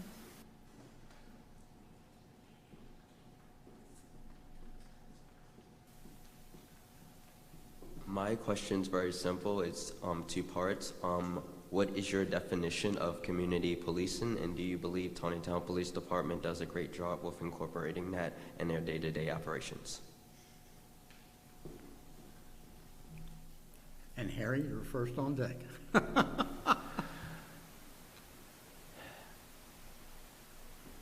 It's kind of a difficult question because I don't know all of the absolute ins and outs of every minute of every policeman's day right now. I see policemen showing up at community events, and I think that goes towards community policing because that's getting them familiar with all of the people, not in a adversarial situation, but more of a, hey, how's it going? Such as one of the parades that went down Main Street. At the end of my street was the K-9 unit. And so we had everybody there, and the kids were petting the dog, and everybody was having a good time. And it gets the policemen to know the community, to keep it. You don't want the policemen to see everybody as an adversary. You want it to be a community, and I think that's where those kind of events shine through. And I've seen actually fairly decent on that front, where the policemen are interacting with the community, and like I said, all the kids were petting the dog. So I think they're working in that vein. Can we probably do more? I think we probably can. I would like to see some more events within the city that would give more opportunity for everybody to come together in that way. The 4th of July fireworks is a good example of an event that a lot of people in the town come to, and we all kind of hang out, and I saw a chunk of council people and city officials and everybody else there. So that's... Rachel? And to spend a lot of time with the Taneytown Police Department and its officers. I believe they do an incredible job at community policing. They're out there on Halloween handing out glow sticks. Darby, I know for a fact, keeps toys in his back seat just to hand out to kids that he might meet just while on patrol. They do a lot of events such as the upcoming one, Suds for Police, or for domestic violence victims, and they're all super approachable, they're respectful. Blaze is kind of funny. He's great with kids too, and he really loves doing the events with all the kids. Our new K-9 unit is a great addition to Taneytown. Trigger, he loves treats and loves kids, and Eccles is always willing to bring Trigger out to any event, to the schools, anything he's asked to. Like I said, I wholeheartedly think that our police officers are great people. Haley does a great job setting up events, trying to get the guys seen, or the police officers seen as much as she possibly can. They're willing to do any events with nonprofits or businesses in town, and they're really great guys. And I think that they obviously have a job to do, so they're not always able to interact every second of their day. But we've definitely pushed for community policing more with the addition to bike units and throughout town. And I know a lot of the kids light up when the officers show up, because you would think most kids, some can be scared of cops or they just don't know. While I was on my ride along, we experienced that. A teenager was a little off put by the cops showing up, but before we left there, you would have thought they were best friends. Our cops do great though, and I'm super proud of them. Thank you. Nick? So my working definition of community policing is basically just police being active and involved in the community in ways where they're not arresting people, right? Like they're out there being real people, talking to people and hanging out, That's kind of my working definition of community policing. I think you asked, do I think they're doing an excellent job? Is that right? So my interactions with the police in town have always been highly positive. I can't speak to other people's experiences. I know that Chief Baker is new in the role, and he's overhauling a department that has had a lot of issues, and he's been doing a really good job for as far as I can tell. He advocates strongly not only for his people, but he advocates strongly for the community. And I had the pleasure of chatting with him, I think it was like 2 or 3 weeks ago, and he wants to do more stuff with the community. I mean, we talked about setting up like a cornhole tournament with the city and local businesses in Main Street, and doing kind of events kind of like that gets people to come together and the police officers to be able to interact and interface with the communities that they serve, because that can make them more effective at their jobs, right? Like it makes us a better place to live when they're not just out there, arresting people because they did something wrong. But like if you know their name, and you can be like, hey, what's up? Like, and have a chat with officers, like that's good for everybody. There's definitely going to be stuff that more to be done. I mean, there's always more to be done, but I think that's the direction that they're looking to take. That was my impression after my conversation with the chief. So, Thank you. Ms. Logan? I think that they're doing a good job. They have helped Bronx Safe Haven in quite a few different ways, as far as fill a cop car. They donated those goods to us to be able to give back out to our community. They have also engaged with us for a partnership that if a person doesn't have a way to get back to their home with the box of food that we distribute out, we can call them and they would come and help, especially the elderly, to get back to their home with the boxes of food. The good thing that I do like about the police department up here in Taneytown is that when they do do something or something happens, they always put it on the Facebook page, which alerts us, to be on the watch out. But I think the community needs to also get more involved with the police department. Thank you.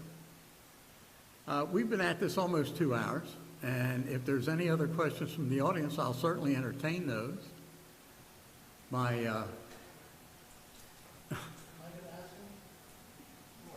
You're a citizen? So this is going to be a tough one for the incoming council. As the new neighborhoods have finally developed, as the need for services has increased, we are going to be facing budget constraints. I've heard a lot of ideas that relate to social services and stuff of that nature. So, my ask is, how do you plan to fund these ideas? Their only real source is, again, you can go out and try to get donations and whatnot, but that's not a guarantee. You can go out and try to get grants, but that's not a guarantee. And I'm going to tell you, residents are struggling. This isn't a time that I believe is mayor to raise taxes. So again, I guess my question is if you plan to add additional social services, how are you going to fund it? And there's no way we could have planned this out. Rachel, you answer first. So, well, I know that the budget is really strained right now, and I know the big talk of the town's water, and I feel like, yeah, some of these services are going to have to wait. Obviously, they're not going to be provided right off the bat. We're going to have to figure it out, and we're going to have to figure it out.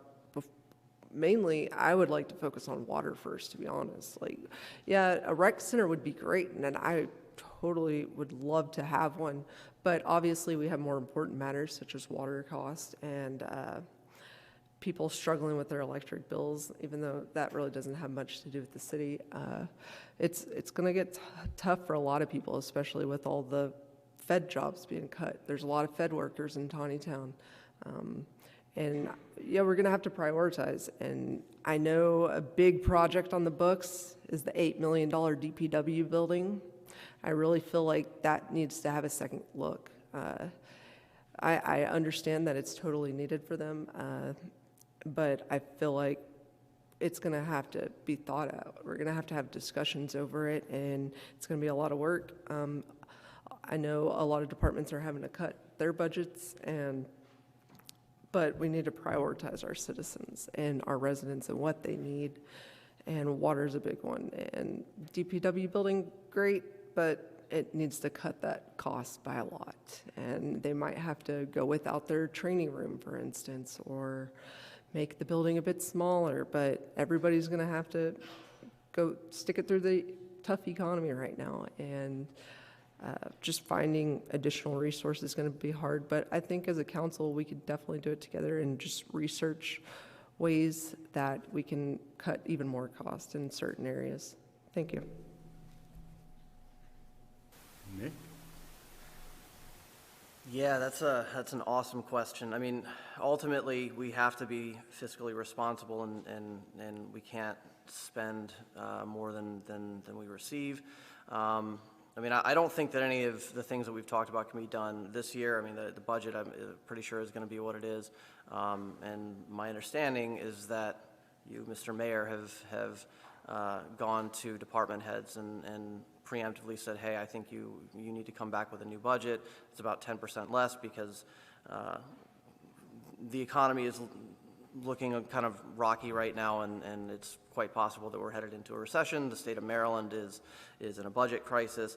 All of this might cascade into Taneytown having a lower budget as a result of lower income coming in from the county, which is Taneytown's primary funding source as far as I'm aware. But that doesn't mean that I don't think that we can try and figure out creative solutions, right? Like for example, the community center, it doesn't have to be a new building that's built necessarily. There could be smaller spaces that you could start with and move out from there. And it doesn't even necessarily have to be funded either at all or entirely by the town. You know, you would have to interface with the stakeholders at something like, you know, Boys and Girls Club or the Y or something like that.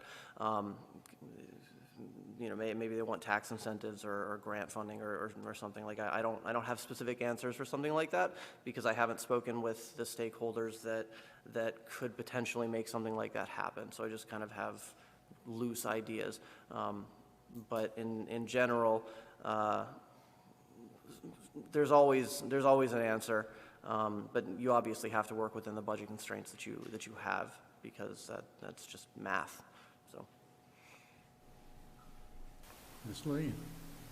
Again, I think that if we just start with something small where the town can see things that are happening, then some of these, I feel that some of the business would be willing to pour in money to get us going, especially with the vacant properties that are on Main Street. Okay. Concern needs to be making sure that all of the basic necessities are taken care of before we can do any big plans. We need to, again, as has been said, we need to make sure that we can't spend more than we take in. And we might not be getting as much from the state. So we need to be cognizant of that fact, and we need to make sure that we're prepared for when and if that happens. Working with the business owners is probably the easiest way to get some of these things at least moving a little bit and not, I was going to say, we talked about the Department of Public Works building, but also if you wanted to build a rec center, that's going to be a large expense too. So we have to kind of scale back what we're thinking on that front with what the city can spend and look for what the citizens and business owners of Taneytown can help make some of these things happen. Okay. I see one in the on-deck circle. Thank you, candidates. There is a perception in the community that city ordinances are not fairly and equitably enforced. How do you plan to level the playing field so that citizens feel that everyone is playing by the same rules? You get the easy questions to start with, don't you? Nick, you're first up. I'm sorry. It's the rotation. Yeah, no, man. I mean, the rules are the rules, and they should be followed. I think conceptually this is a simple answer. I don't think anybody should be getting special treatment or special privileges. If that's the case, then I have a lot of questions and want to know why, and yeah, it shouldn't be happening, right? Because why would you create a system where some people can do things that other people can't, right? That's fundamentally unfair and feels wrong and gross to me, and I don't like it.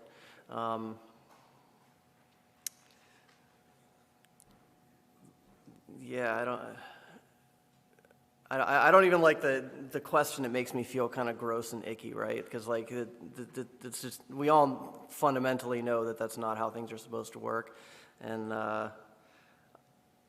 I wouldn't allow it on my watch. People are supposed to be treated fairly and decently and respectfully, and if some people are getting privileges that others aren't, then it needs to stop. Thank you. Ms. Williams? I think everything should be fairly done amongst the three candidates that are chosen, that all cards should be laid on the table, and all three should follow the same rules and regulations and be able to come together as one, and not three separate ones, but be able to come together as one, because again, it's not about us, it's about the community. Harry. Should be having the same rules for everyone, and it should be enforced. That seems fairly straightforward. And if I'm on the council, then I need to know about it, and that's the easiest way to start getting these things handled, is make sure that they're known. Thank you. Rachel? I know a big issue with code enforcement in town is people like the can man, for instance. How do you enforce a backyard that it's in his backyard? Like, it's his private property. Yeah, you could fine him. It's like approximately like $40, $50 fine. But other than that, the city really can't do much besides fine them. And what's to guarantee that they pay the fine? The cops aren't going to do anything. But I agree, in a perfect world, you would enforce everything 100% all the time. But for people that have issues such as dirty backyards with cans and rats and mice, and how do you enforce that? You clean it up. The city may go out there and have volunteers clean it up, but what's to stop it from coming back? Finding the person's not going to do anything. I feel like the city has to find ways to work with the residents for that individual. They might need other help. Like, it's not like a one size fits all with enforcement. For instance, grass is a big issue. Oh, my neighbor didn't cut his grass. Well, the lady was living in an assisted living for months on end. Nobody knew. So you could just be a friendly neighbor or volunteer and mow the grass, You got to work together. It's a community. But I agree. Most enforcement should be held to the same standards of any other person. Nobody's special, but sometimes there are issues that cause special circumstances where the community should or city should come to help them, obviously. Thank you. All right. Mr. Thomas has been waiting to ask a question, and I'm going to let him have the honor of the last question before we do the wrap-up. So one thing that strikes me as I listen to this conversation tonight is I've been to a few of these forums over a number of years, and a lot of the themes are the same. And I don't really hear anything very different in some ways in terms of the major themes around growth, Main Street development and traffic, for example. This could be 15 years ago. So what I'm wondering about from your perspective of what you've noticed both living in the town and also participating on council at the meetings, is there a broken process? And secondly, what do you bring, in other words, a broken process that is not allowing a consistent plan and movement on these issues? And secondly, what do you think you bring uniquely to break that, either to change the process or to make some inroads on these things that have been batted back and forth for years and years and years? Thank you. And Mr. Lillian? Ms. Lillian starts.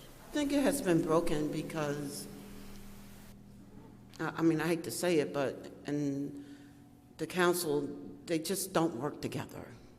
They don't come to agreements. It's, from what I have seen, it's like everybody fighting for numbers or fighting for titles instead of fighting for the community. I feel like what I have to bring to the table, one, like I said in the beginning, is diversity. I just feel like this is a whole new panel. Sometimes you have to tear down the entire house and rebuild it from ground back up. And I think this is, at this time, is given the opportunity for us to tear down the house and build it back up to where it needs to be so that our focus can be on the community. Thank you. Eric? There's definitely been some infighting and things of that nature that have caused things to not move forward. One of the things that I would like to do is just, again, we've talked about it before, but try to avoid some of the personalization that's happened on these things and try to move forward as a representative body of the town, as opposed to, well, this is my little fiefdom, or this is my little fiefdom, and this is what we're going to do, and that doesn't get you anywhere. You have to work together for the betterment of the residents of Taneytown in order to get things moved forward. Some things are a lot higher of a wall than others. The bypass is a very large wall to get over. And I can see where there has been issues for years because it's a very large wall to get over. But some of these things, like encouraging the downtown area growth and things of that nature, that can be done, and we just need to make sure that it is, again, focused on the residents of Taneytown and not anybody having their own little piece of the pie, so to speak. And I think that's going to be the way that we're going to have to move forward in order to take care of some of these things, and in difference to what it's been in some of the past. Okay. Rachel? I definitely think it's been broken for a long time now. We all have heard the famous line from city council members, "This is how we've always done it." And yeah, the mayor came in, caused a few breakdowns, and he definitely broke some stuff when he came in, but it was something new. It was something they'd never seen before. So of course they're stuck in a way that they've done it for years and years. Of course there's going to be some infighting. But at the end of the day, I do believe that they had the residents' best interest at heart. It's just they couldn't come together to decide on a path to move forward. I feel like I bring invigorated energy and a new outlook, and just the ability to listen to the residents and take in what they're saying and help them, not just listen and act like I didn't hear them and my mind's already made up on this vote. You never know, somebody could come in and give a 5-minute speech, and that could just be enough to sway a vote. It's just, you got to listen and take in everything. As far as Main Street development, it's going to be a big job, and I don't feel for the people who are willing to be on that committee, because it's tough. How do you bring in people to Taneytown? Obviously, it's a hard one because you have no parking. A lot of stores aren't open. There's just, the commitment itself is pretty big, and I am willing to help that committee in any way I can. Thank you. Nick?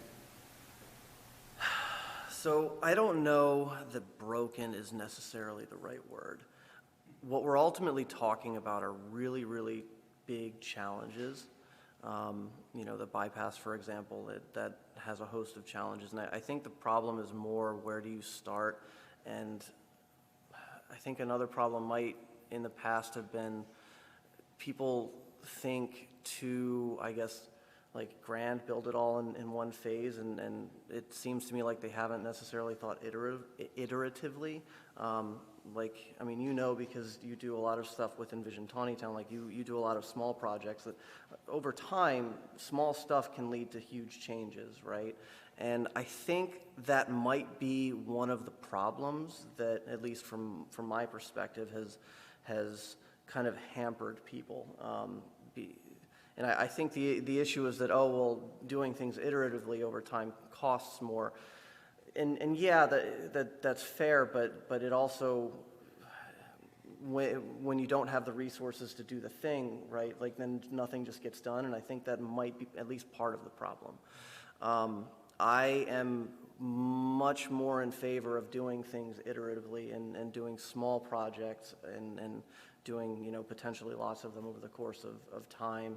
and they add up. So like that's stuff that I know I'm really in favor of, and you know, again, I know that's kind of your experience, but something else that I think we need to do is try and foster an environment where we bring more people together and get more people active and involved in the community, because, you know, we have a lot of really talented, qualified, awesome people in town.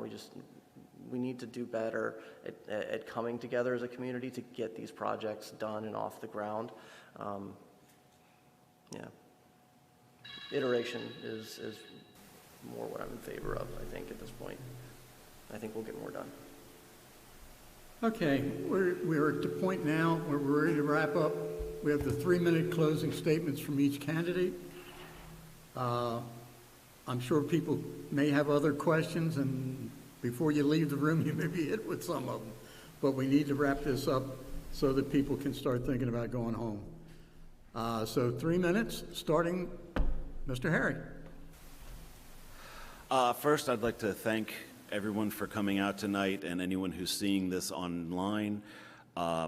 Please get involved is probably my biggest takeaway that I'd like to leave everyone with. If I am elected, please come to me. Please talk to me. Please let me know what you're thinking, because that's the only way that we can get as many opinions as possible and get as many viewpoints as possible and get them all represented on council at the same time, and try to move everybody forward in a cohesive group. That's pretty much my bottom line on things. I would like to try and represent all of the citizens of Taneytown to the best of my ability, and I hope that you would see clear to voting for me on May 5th. Rachel. As we close tonight, let's get straight to the point. Our community deserves a council that serves you first, one that works for you, not a political posturing or socializing government. Every tax dollar you pay should go to making Taneytown safer, stronger, and more prosperous. Not the projects that don't benefit our families, our businesses, or our way of life. I'm here with a clear message. We need accountability, efficiency, and a council that fights for your interest every single day. Whether it's day one water relief to cut your bills, robust measures to keep our streets safe, or preventing unchecked residential growth that might change the unique charm of our own town. We're committed to putting Taneytown's residents first. So tonight, I ask you to vote for Rachel Miller, Harry Mead, and Nick Kalanock on May 5th at the Taneytown Police Department. Remember the moniker MMK, because together we're bringing a council that truly works for you. Thank you. Nick? Thanks everybody for being here and listening to me ramble on for a while. And anybody who might be watching at home, it's very much appreciated. I mostly want to leave it with you know, I'm just a random guy trying to see if I can make an impact here. Make sure you reach out, right? Like if you guys do me the honor of electing me, I always try and make sure that I'm open, available, accessible, right? Like I'm on Facebook, you can ping me or whatever, and I'll get back to you as soon as I can.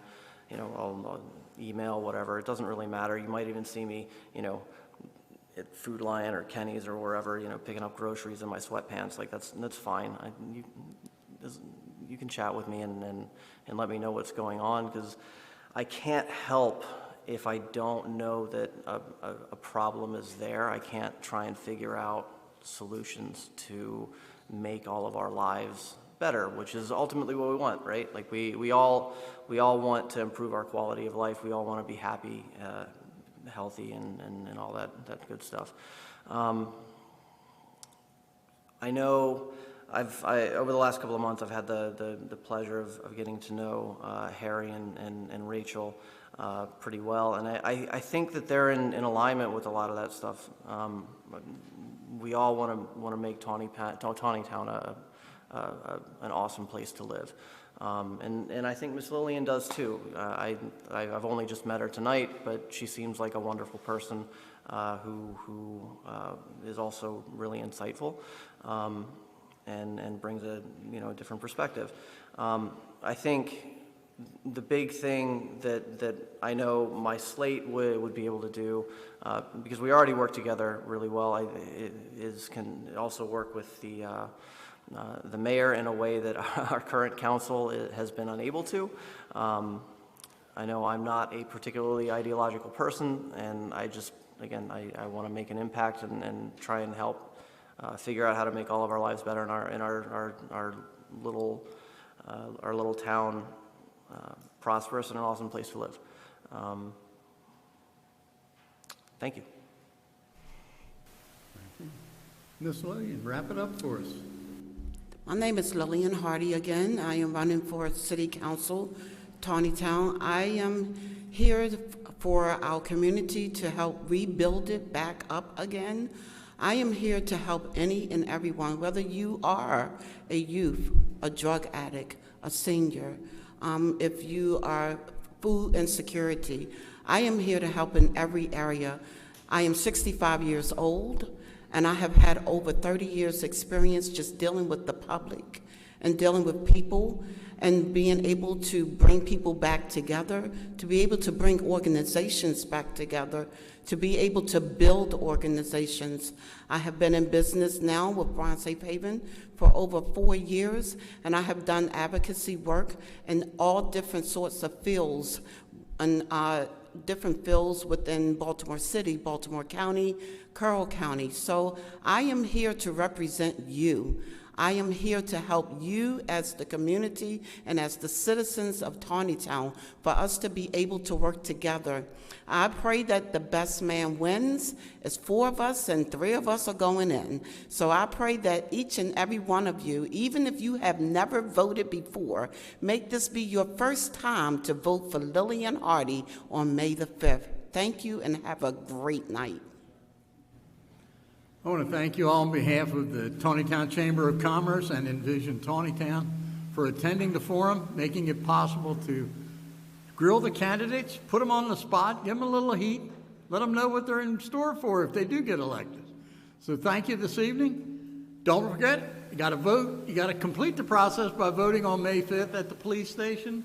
And don't forget to pick up a flyer from the fire company for their events that are coming up to help out the fire company that graciously lets us use this building. Thank you very much and have a great evening and a safe trip home.